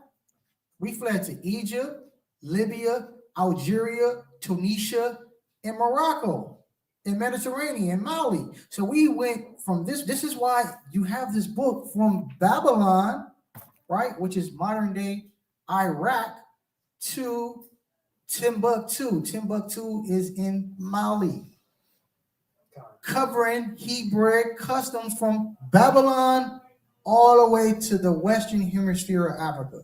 You would see Hebrew customs, Hebrew nations, patrilineage Hebrews, from Babylon all the way over here, where you will see a whole lot of Hebrew customs and traditions, tying it, going back to the ancient Hebrew people, right? Read. many other Jews fled to the areas where Rome did not have any jurisdiction. So a lot of times we went into this area because Rome didn't have jurisdiction, because they were still trying to monopolize and control. Right. So they didn't have control over these areas at this time. So they have restrictions. They had to play the politic game. You know what I'm saying? The paper game, right? Read. This was to the region of the south, the Sahara Desert, and the Sudan. Graziel says, such is the explanation of how the Sahara Desert first acquired Jewish tribes, toughened by a fighting tradition and possessed of physical characteristics. Blacks, which, it is said, still make them approximate very closely the original Jewish population. Approximate, man. That's a political way of saying, hey, they the people. That's a political way of saying they the people. Okay. He said they was so closely aligned, they had to be the people. There's no other way we can explain it. They had to be the people. They're following the biblical structure of the law so closely that they have to be the people, right? So you see that. Go from there, right? Did we get page 84 already? Okay. Let's get page 82. Let's get page 82. To the spirit. Let's go to page 82. So I'm just giving y'all different parts from Babylon and Timbuktu Hebrew customs and proof of Israelites existed outside the Bible. Give me the Jews, Malagasy Republic. Page 82 from Babylon and Timbuktu, second paragraph. There is an island near the southeastern coast of Africa called the Malagasy Republic. The old name for this island was Madagascar. Near the eastern part of this island, on the Isle of Saint Marie, there exists a group of black Jews who call themselves Zafin Abraham. That's another Hebrew word, right? Going back to descendants of Abraham, my bad, go ahead. Descendants of Abraham. Professor Alan H. Godby says that the same alphabetic writing that was present in Palestine about 650 BC appeared at the same time in Malaysia.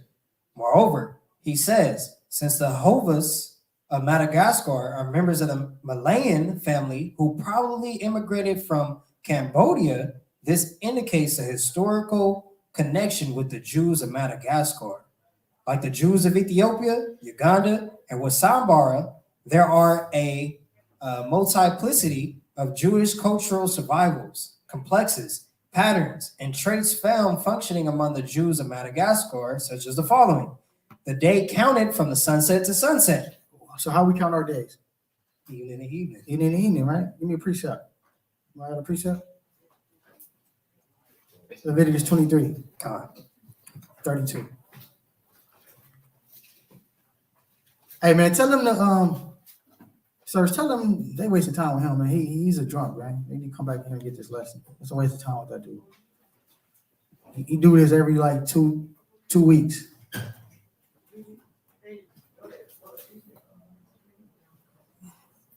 It's a waste of time with him, man. You don't need 4 jakes for him. Read that.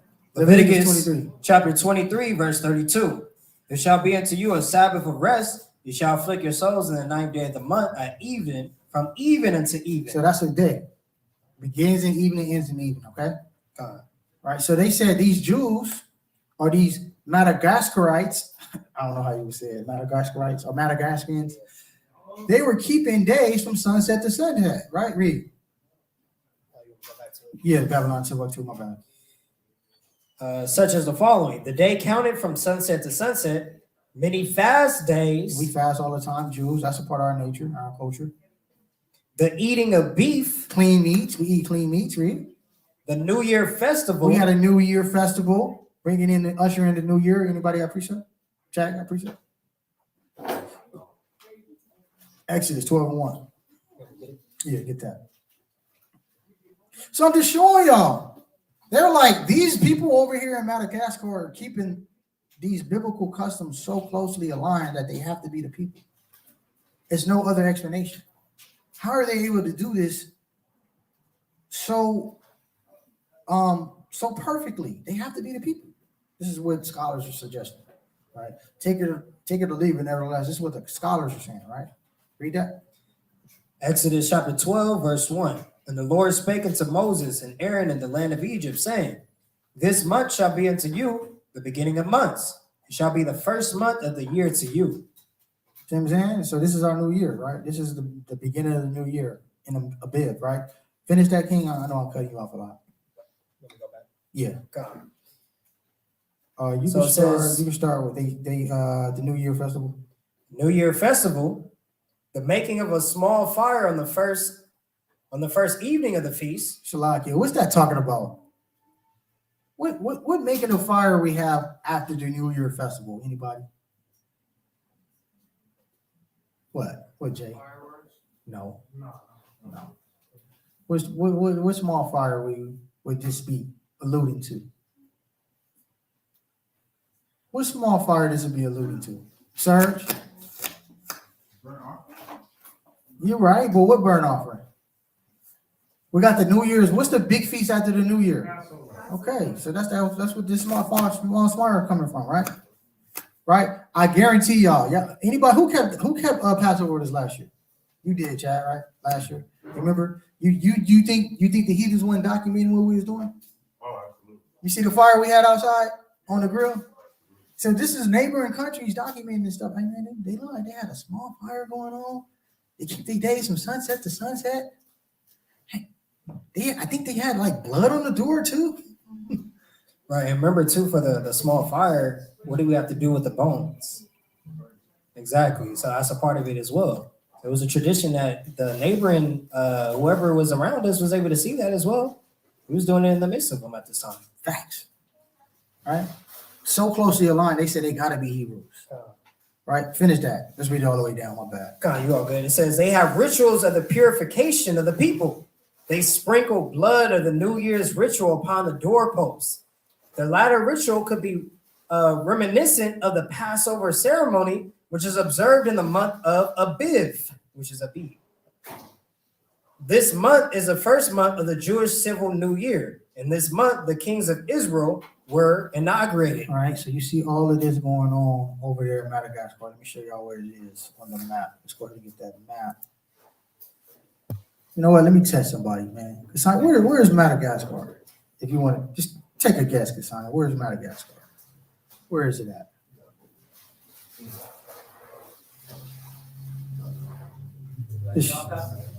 South Africa, right? What part of South Africa? Where at? Yeah, it's an island. There you go. It's an island, right? So here we go right here. I know sisters be like, we'll be looking at it on maps, man. I mean, I probably know where it's at. I know I heard of it, but I don't know where it's at. You know what I'm saying? Look. Yeah. So you southeast, right here. It's a little island away from off the coast of Zimbabwe. Right, off the coast of Zimbabwe. You see it right here. Nevertheless, they said, scholars suggest that, hey, look, they was on this island. Them dudes was keeping Hebrew customs hard. Sunset, they was keeping Passover. They had rituals. They was slaughtering lambs. They was putting blood on the doorpost. Ain't nobody, and the indigenous Africans not doing that. This is how we know they got to be Hebrews. This is what the scholars are suggesting. You know what I'm saying? You had something? You want to add something? No, I was thinking like, I mean, did y'all ever think that we was in Madagascar? Like, did y'all ever come to that? I mean, because I know for me, when I was thinking of Madagascar, I was thinking just kangaroos and what is the dude who was used to catch the crocodiles? Yeah, and all that stuff? I used to just think of people like that. But in reality, that was us over there in them areas keeping these feast days. So it's a big thing right now. I mean, he going into some powerful history that can seem somewhat draining or a lot of information. But at the end of the day, you showing where you came from prior to America, prior to being in the coast of America, where you was doing while you was living in Africa. And we have a lot of connections with that with that area as well. So it's a lot that you can learn from this. So I just think it's powerful what he's bringing out, man. But you just got to do your research to figure out the time periods, figure out the wars, figure out the customs. Get these books. You know, this is how you prove, because the white man cannot say that, yeah, I was in Africa. I was on the west coast of Africa doing all these different type of rituals. That I was in west coast of Africa hiding from the Romans. How the hell he hiding from himself? Hiding from his own He people. hiding from his own self. So this is prophecy. Hey, if you let him long enough, the white man will try. He'll try to say that. Hey, I was hiding from Romans. Right. I was in the African identity, with other Africans hiding from. But then when you look at the movies and you look at the Egyptian movies, what color? They don't even make them black no more. They don't even make them You black. look at that movie with Moses and the pharaohs and everything, they don't even look black no They more. white with a tan. They white with a tan. Yeah. He a demon, man. Right. He a demon, man. Keep page 80. Let's get page 80. Page 80. We almost done, family. Page 80. And then I'm gonna answer your question, sis, at the end. See here now. Page 80. Read that last paragraph. You know what? Let's read the second to the last. Yes, the Kemet Jews. From Babylon to Timbuktu, page 80, second and last paragraph. The Kemet Jews were separated into two classes. The Kaberchi, honored, from these the priests are chosen, and the Yatanti, small or insignificant people. All right, so look, that was kind of going on during the time of Christ. Anybody want to take a guess? Who was the sophisticated people? They were very noble. You know this, Caleb. Go ahead. The dog. The Pharisees, right? Pharisees and Sadducees, right? Who was the less than and less fortunate people? The Galileans, man. The Galileans, man. Like, can anything good come from Nazareth? Translation, can anything good come from what? Look, all right, I'm gonna paint it to, let's paint it to this times over here, right? Because I know y'all looking at me like, all right, so let's play that on this times, right? Can anything good come on 108th in Avalon? If I talk to my cousin, who, from Westchester area, and I told him, hey man, there's some Hebrew stuff going on 108th, he gonna look at me a little funny, even though he know he tapped into LA, he gonna be like, As opposed to if I say, hey, look, now we got a school in Ladera Heights off the hills on La Cienega. It's a total different dichotomy, right? That's the same situation that was going on right here. Hey, look, that might be the same situation. You go down to Ladera Heights, you got all those mansions and, rich black people, rich black area. Nevertheless, you got brothers over here banging it out on 108th in Avalon, right? So there was a dichotomy, still a dichotomy right now, you know what I mean? You had noble people of our nation, you had people that was less fortunate, but they both was getting it in, you know what I mean? Get that last paragraph. Last paragraph? Yeah, come. About 1,300 miles south of the territory of the Falashas, live the Wasambaro people. They are a variety of colors from light brown to black. It's a variety of colors, man. So don't try to go hard on my 10 tribe brothers. They let you know, look, there was a variety of colors, light brown all the way to black, right? This is what the scholars are saying. Read. In their land, In Africa, by the way. All right, read. In their land are found asylum institutions, cities of refuge. They are like the Levitical cities found in the Old Testament. Didn't we have a city of refuge? Where can we find that? Numbers 35. Read verse 11. Numbers 35, verse 11. Through the Spirit. 35:11. Come. The book of Numbers, chapter 35, verse 11. Then ye shall appoint you cities to be cities of refuge for you. So look, the Levites was given 48 cities, 6 cities was appointed for the city of refuge. For those who don't know that, I know the brothers in the social class, we're gonna beefing up on that knowledge. I want y'all to know this. All right. Basically, these cities was appointed for people who committed murder that wasn't premeditated. And they have to go through a trial to see what the judgment will be. Right. So if it wasn't like a heinous premeditated type of murder, maybe, brother might have dropped the brother and fell down the stairs on accident. They would have appointed 6 cities, right? The Levites were given 48, and 6 cities was attributed specifically for the cities of refuge for people to go and get a fair trial. Because the Levites were the lawgivers of our nation. They'll go gather the information, and then they'll have a trial and determine, a judgment, essentially, right? Now, they said over here, how do you say it out? Falasha people, the Falasha people was doing the same thing. I believe Falasha is like over there, Ethiopia area. They was doing the same thing. So closely aligned, they was like, man, they got to be Hebrews. It ain't no Africans copying Hebrews. These are Hebrews. Because how the hell are they going to know how to do this if they don't have the customs? Remember, what was our law? Pass it down to who? Generation after what? After generation after generation. I think we got to get that precept. I told them write it down. Let's get that, because this is why they knew to do these things. It doesn't matter where you go. As you have your laws, you Gucci. All right, Psalm 78 and 5. Psalm 78 and verse 5. The book of Psalms, chapter 78, verse 5.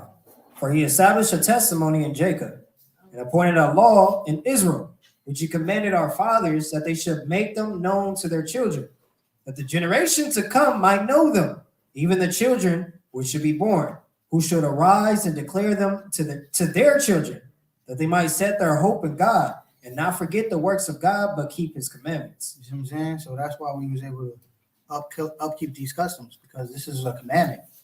The scribes, they job was to chronicleize things and keep these records, but also pass it down. This is why we have the records. This is why we have the Bible. Their job was to preserve the source and pass it down to generation to generation. And this is where you see, like, later times in the inscriptions, you see codifications that the scribes added to the scriptures for the next and upcoming generation that can translate it and follow it and read it. You know what I'm saying? I'm talking about our people were very sophisticated. I'm trying to think of some modern day writers. This is how good the scribes were. Anybody familiar with Dr. Cornel West? Very experienced writer. You see he's winning all kind of, that was our scribes. That's our ancient scribes, right? They were like on that level of sophistication in writing. What about Dr. What's his name? Michael Eric Dyson? You're familiar with him too? Another very, very brilliant brother, right? Our scribes is on that level of sophistication. And in terms of diligence about their business. All right, let's get the transatlantic slave trade. All right, let's go ahead and get that transatlantic slave trade. Man. Did I send that one live? I was slipping, man. Salakia, man. It's so much. I know y'all. Bear with me, family. I don't think I sent that. Yeah, man. Yeah, let me try to find it, man. Damn it. Oh, here go the pictures right here. I did send it. All right, look, man. This is how the ancient people looked over there in like Sicily and Italy. They look like this. You know what I'm saying? They was looking like this, man. They look like this. Like, he looked like Judea, man. The Judea rapper dude. You know what I'm saying? They was dressing like this. You see? They was dressing like this, man. It was noble, right? Let me show y'all family. Look at Ratazan, the royal family. Look, man, this how we was dressing. You see that? Same thing, man. My boy, that's a young law. That's a 19-year-old law right there.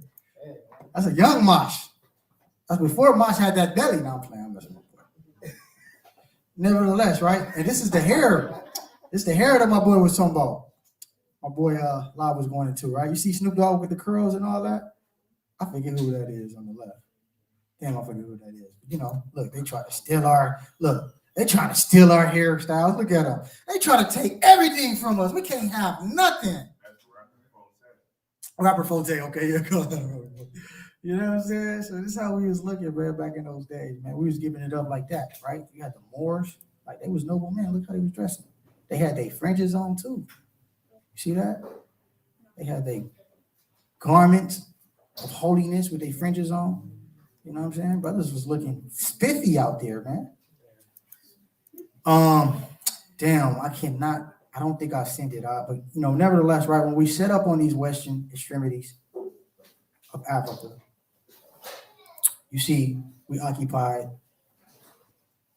which they, you know, cartographers, which is people that study maps, cartographers would suggest that this land was called Negro land, right? Now, something happened on the Negro land, which, you know, everybody is familiar with, which is called what? The transatlantic slave trade, right? Let's go ahead and get the prophecy of the transatlantic slave trade that was talked about. Go ahead and give me the one in Joel 3. Yeah, give me that one. Let me see if I can find these little pictures in here.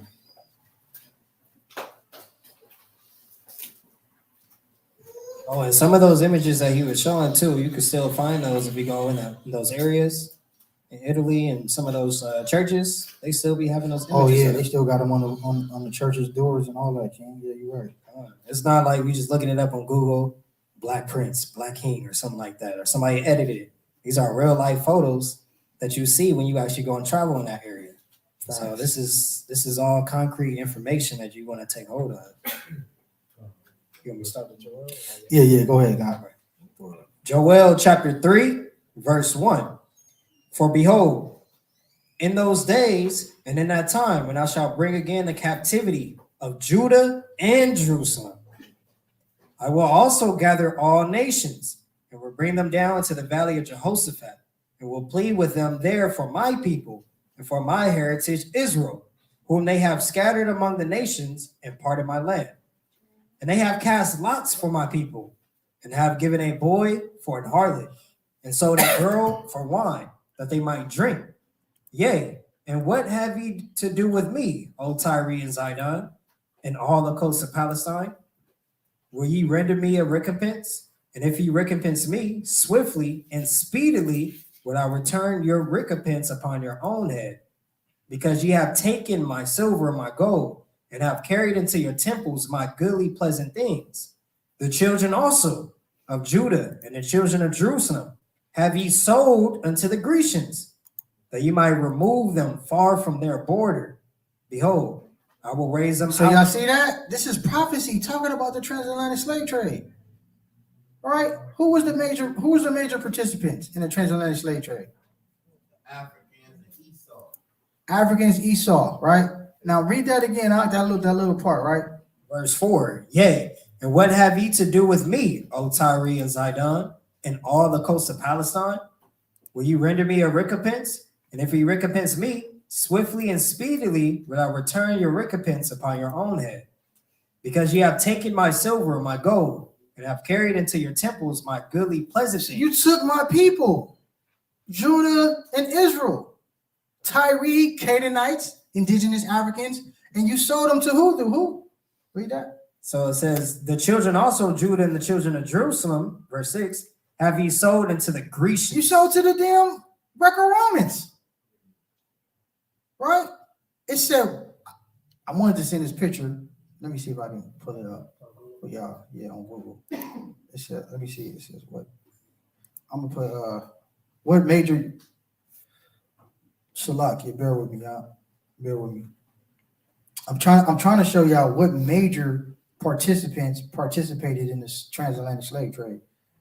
I'm just gonna read this. It says the major transatlantic slave trade nations ordered by trade volume were the Portuguese, the British, the Spanish, the French, the Dutch, and the Danish. Several had established outposts on African coasts where they purchased slaves from local African leaders. Prophecy fulfilled. You see that? So look, looking at the map, because I don't want to bore y'all with too much stuff. I know we visual learners, we like to look at stuff. You had Portugal, the Portuguese. You had the Spaniards. You had the French. You had United Kingdom, which is the British. And you also had the Dutch, which is the Germans and the Polands. And then you also had Denmark and them boys up here. That boy, Norway. Remember the other day you tried to, them too, which is correction, not the Dutch, the Danish. You had all of them conspire or plan together, even all the way up to Sweden. Conspire or plan together, and they came to Africa, these western coasts, and they was getting not getting into it. They had a lead in a pact with the indigenous Africans, which were the Canaanites, to conspire or plans against us. Remember we read earlier in Babylon and Timbuktu how the Canaanites was cool with us, and then they switched up, and then they backdoored us and went to Alexander the Great and was like, hey man, can y'all get these damn Hebrews out of our land? We still go ahead. You got the mic? Huh? Zidon, what's Zidon? Zion? Zidon, Zidon, yeah, Zidon. what is it? Tyre and Zidon, yeah, those go back to the ancient Canaanites. Read Genesis the 10th chapter. Go back to the ancient Canaanites, right? Nevertheless, they conspired to plan against us. This is why he said that in Amos. Let's read Amos again, because I know a lot of them looking at it, they ain't never heard this before. They're like, what? Yeah, it's a lot of information. It's a lot of information, y'all. Y'all might have to go back and watch this lesson again. And you gotta kind of do a little secular history too. Like, you gotta read about it. I mean, you could read African Holocaust. You gotta read this history. It's a lot. It's a whole bunch. You say Amos? Yeah, Amos 1:9. God. Amos chapter 1, verse 9. Thus said the Lord, for 3 transgressions of Tyrese, and for 4, I will not turn away the punishment thereof, because they delivered up the whole captivity to Edom, and remember not the brotherly covenant. See, they didn't keep the covenant, and they put us in captivity to Edom. This prophecy fulfilled right here, right? Deuteronomy 28:68. The classic, right? We always go to this when we're on the streets. It's the classic, right?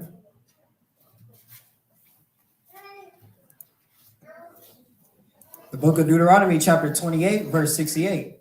And the Lord shall bring thee into Egypt again with ships, by the way whereof I spake unto thee. Thou shalt see it no more again.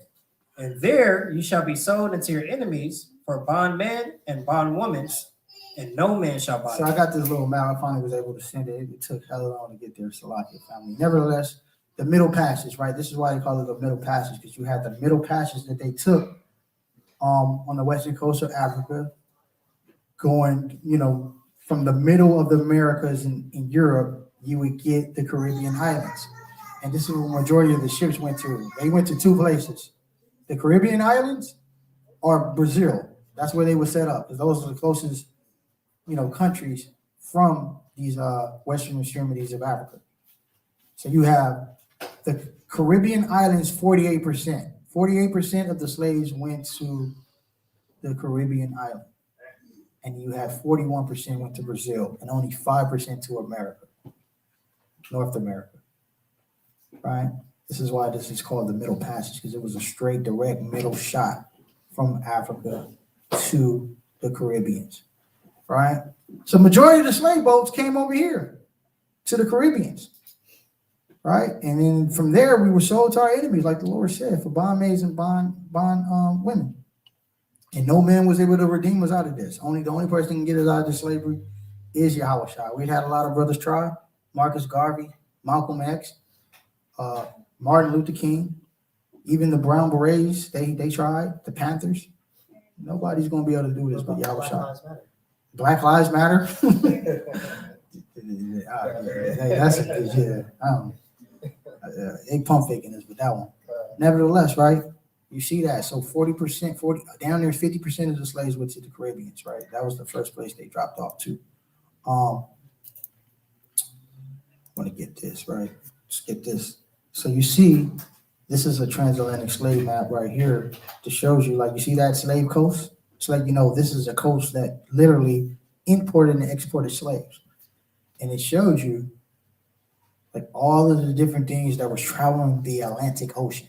You had tobacco, coffee, cotton, sugar mining slaves was being transferred, and these are the migration patterns and the navigation routes that was taken during these times.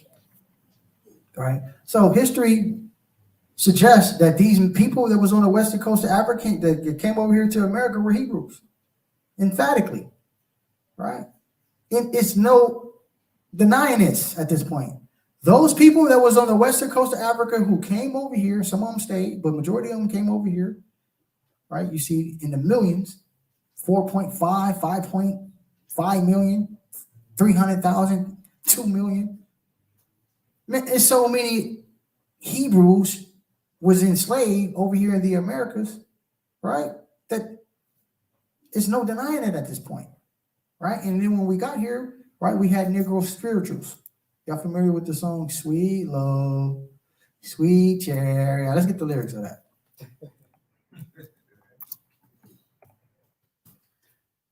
Let's get the lyrics, man.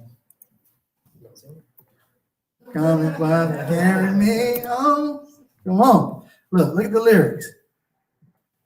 It says, well, I looked over Jordan, and what did I see? What is this talking about? The Jordan River. When we passed over Jordan. This is talking about the Passover. They're literally talking about the Passover. So they were familiar, right? And it's going to be another Passover. They telling you, coming forth to carry me home. When we passed over Jordan, we was going home to our homeland. It said there was bands of angels. What is a band? Yeah, you're right. An army, right? They said there was an army of angels coming after me, coming forth to carry me home, talking about the Egyptians. It was coming to get us. Now look, there's going to be another band of angels that's going to come and get us. It's going to be Yahushua and his band, right? Give me Revelation 1:17, right? So this song is like low-key 2:4. They ain't even knowing it's 2:4. But this is letting you know these chariots are so-called unidentifying flying objects. It's letting you know that our people that got over here and that was singing these Negro spirituals knew they were Israelites. The goal was to eradicate the history when it came over here. You're Toby now, boy. You're not Kunta no more. You Toby. All right? Beat the living crap out of us. You know what I mean? Trying to eradicate our history in an effort to eradicate our history, right? But we still have these remnants of, things like these Negro spirituals that suggest, damn, they know who they was, right? Read that. Revelations?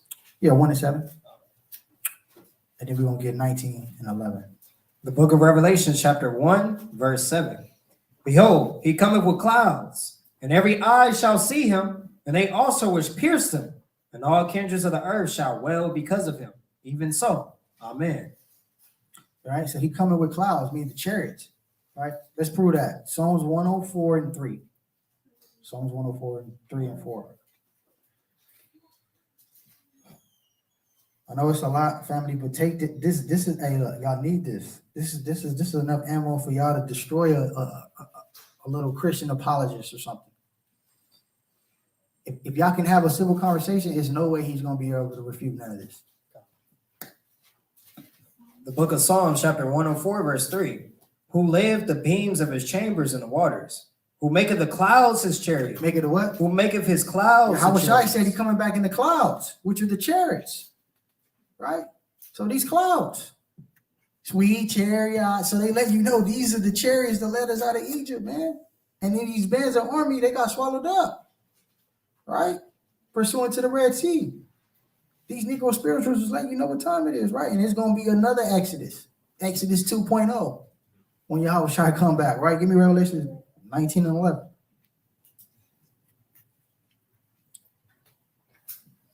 The book of Revelation, chapter 19, verse 11. And I saw heaven open, and behold, a white horse, and he that sat upon him was called Faithful and True, and in righteousness he doth judge and make war. You know what I'm saying? Keep reading. His eyes were as a flame of fire, and on his head were many crowns. Checkmate, Yahushua going around, checkmate. Getting all our gold back, getting all Solomon gold back, right? Read. And he had a name written that no man knew, but he himself. And he was clothed with a vesture dipped in blood, And his name is called the Word of God. The name of the word of God is Yahweh Shai. Right? Who is he accompanied with? Read. And the armies which were in heaven followed And him. his band was the holy angels in the heavens. Read. Followed him upon white horses. White horses translation, because you know the horse is a chariot, which is them UFOs as they call them, right? All right, so we're gonna have an Exodus 2.0. You see that? Coming forth to carry us back to our home. Same thing. We might be singing a song in the kingdom, huh? Something like that. You know what I'm saying? Lord willing, man, we are that number. It says, well, I was sometimes up and I'm sometimes down, coming forth to carry me home. But now my soul is heavenly bound. So we knew who we were. You know what I'm saying? We knew who we were. This is a point of emphasis I wanted to kind of show y'all with this song. Let's get another one, right? What's the other one? Kumbaya. You already know. According to Wikipedia, Kumbaya, my Lord. According to alphadictionary.com, Gullah is the Creole language featured in the Uncle Remus series of Joel Chandler Harris and the Walt Disney production of Song of the South. Anyways, Kumbaya, right? Y'all can see it on the screen. I don't know what she on. Bean be tripping, man. I said Kumbaya, which means come by here, right? Yah, emphasizing that Yah. Give me that Psalms 68 and 4. Right? So they knew who their father was. They knew who their heavenly father was. Come by here, Lord. That's what this song was. Kumbaya, my Lord. Come by here, Lord. We're going through it. Read that. The book of Psalms, chapter 68, verse 4. Sing unto God, sing praises to his name.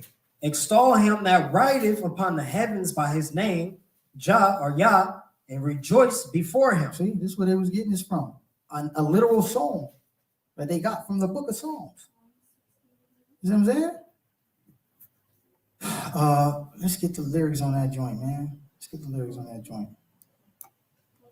The lyrics on that joint, man. Because the lyrics on this joint is powerful too, through the spirit. Right. Kumbaya lyrics. Right, so this is added ammo to, you know, whatever you got. Isn't that crazy that they couldn't read or write, right? Mm-hmm.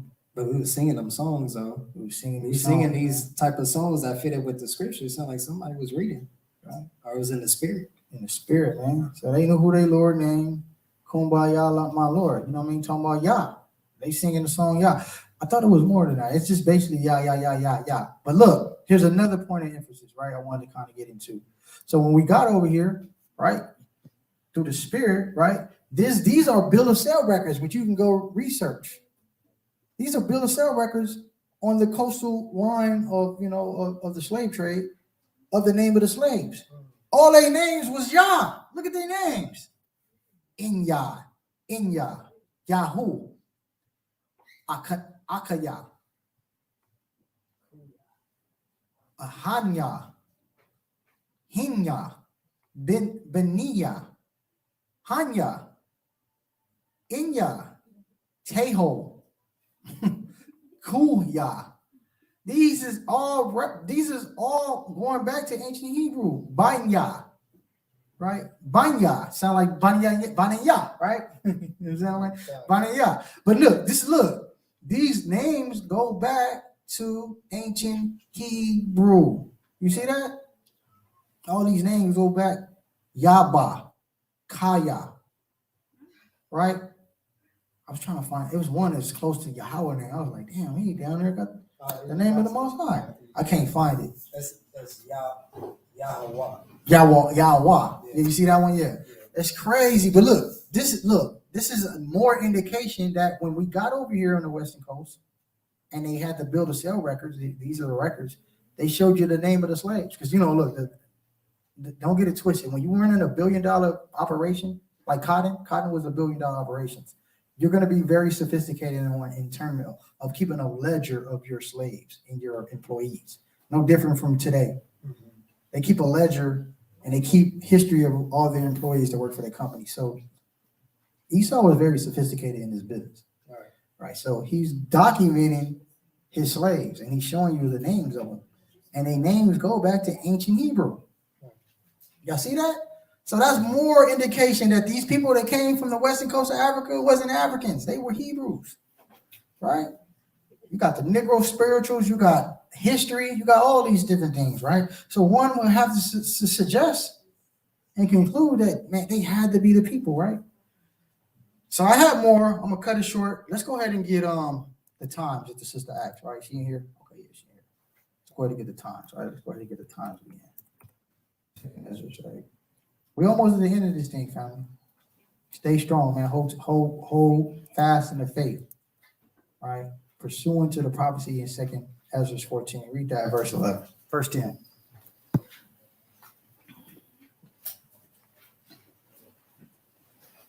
The book of Second Ezra, chapter 14, verse 10. For the world have lost its youth, and the times began. Salakia, Rata told me to go back to, let me see, he just said, text me, he said, go back to the name. Go back to the names and look at 10:440. So let's go back to the names. Salakia, 10:440. Adaiah. Oh, Adaiah. My bad. It's Adaiah. This is your niece. Adaiah, my bad. Damn, it's crazy, y'all. You got Adaiah right here, bro.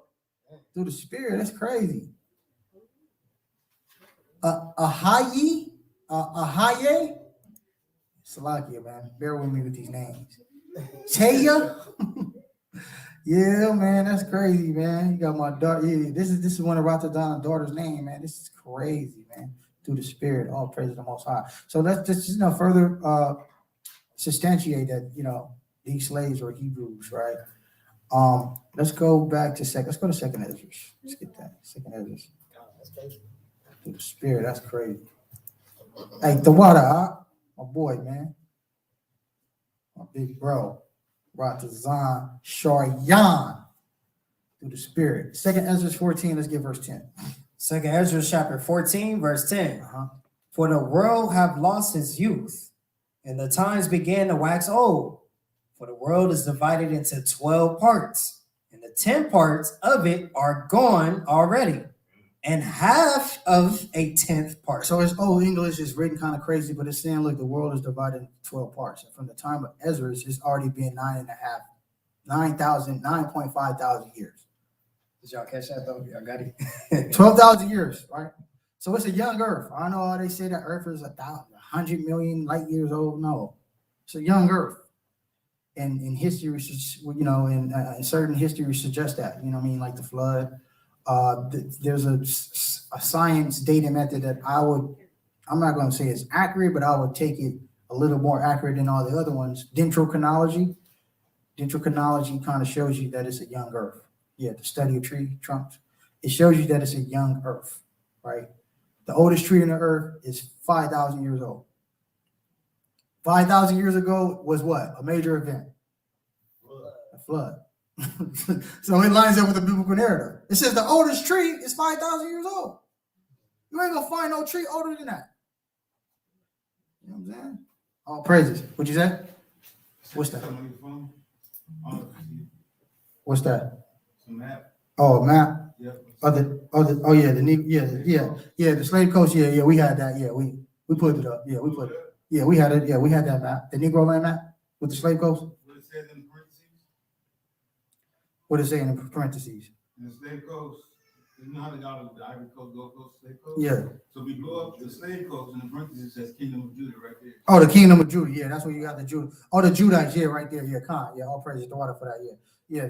They have the Judites over there, right there in that area, scattered in that area. All praise the Most High, the water for that. That would be probably like modern day Mali. You know what I mean, as we know it today. The water for that. Beautiful, beautiful. So that's another clue. You know what I'm saying? You got Judah right there. You know what I'm saying? Beautiful. But so it says the earth is divided in 12 parts, and it's been 9.5 years or 9,500 years already accumulated for since the time that Ezra wrote this. Now, Ezra's gave a decree.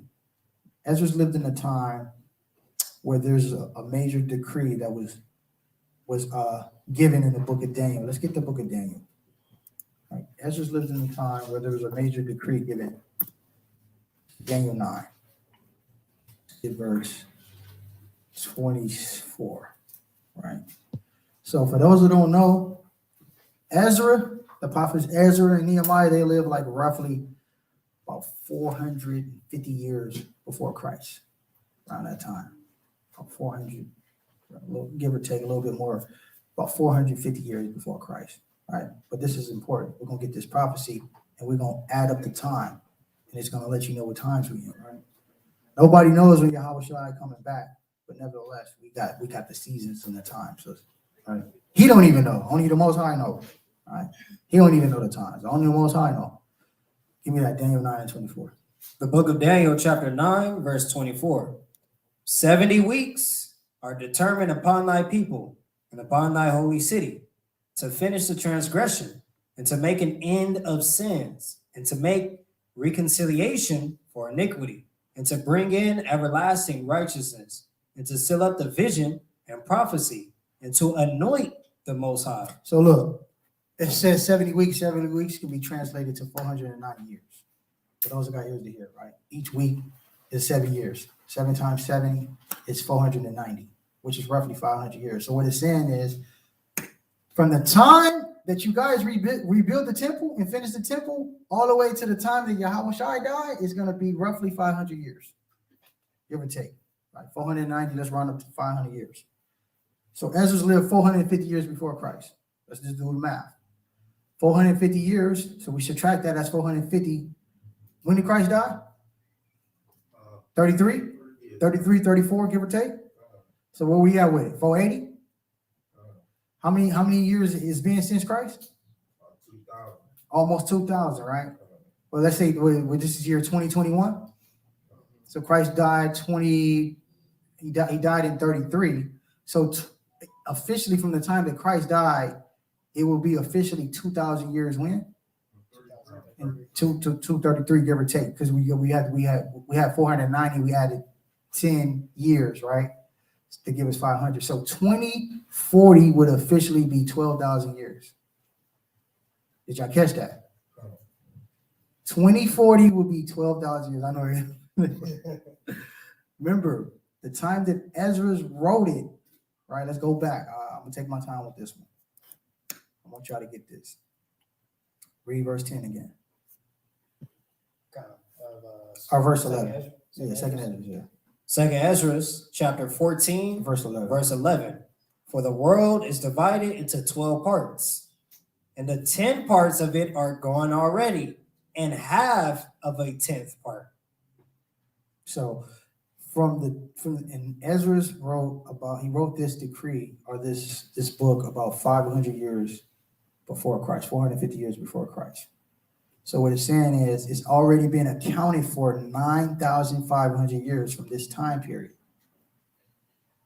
We have a prophecy in Daniel saying it's going to be from the time we rebuild the temple, which is during Artaxerxes, which is the time that Ezra's lived. Artaxerxes, you can read that in the book of Ezra, chapter 7, all the way to Yahweh Shai death. It's going to be about 490 years, give or take. So we round up to 500.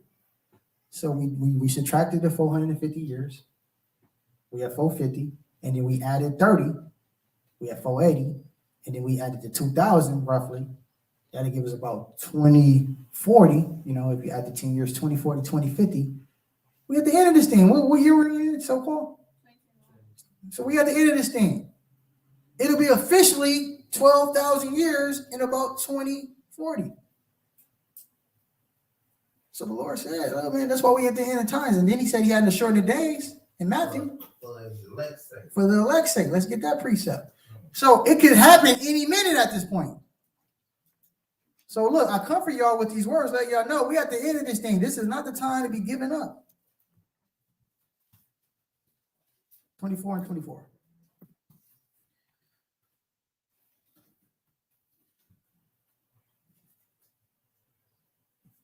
Matthew chapter 24, verse 24. We're going to read 24 and 24, and then we're going to read up to 21 and 22. So Matthew chapter 24, verse 24.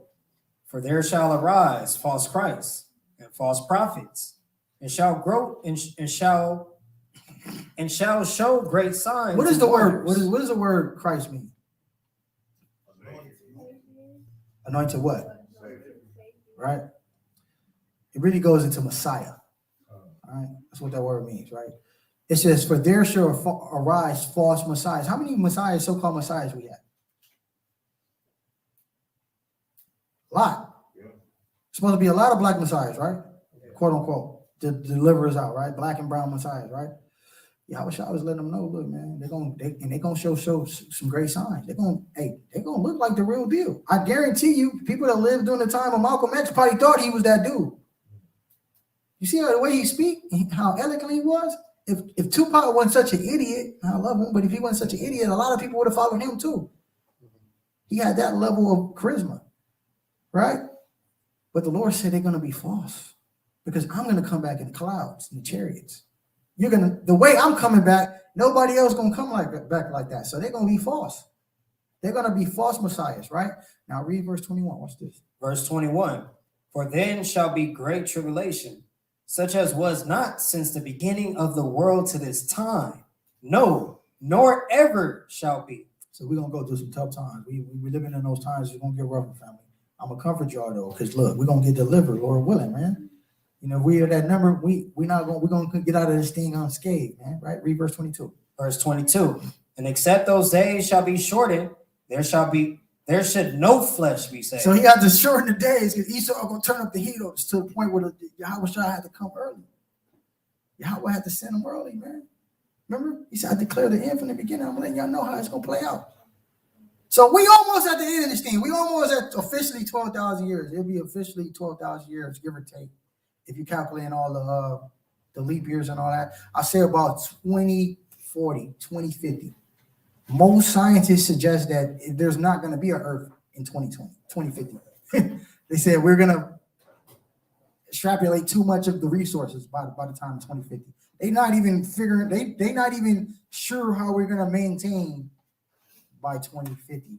And most economists suggest that African American women and Latino women, if they continue to go by the rate they're going by, that they're going to all be homeless.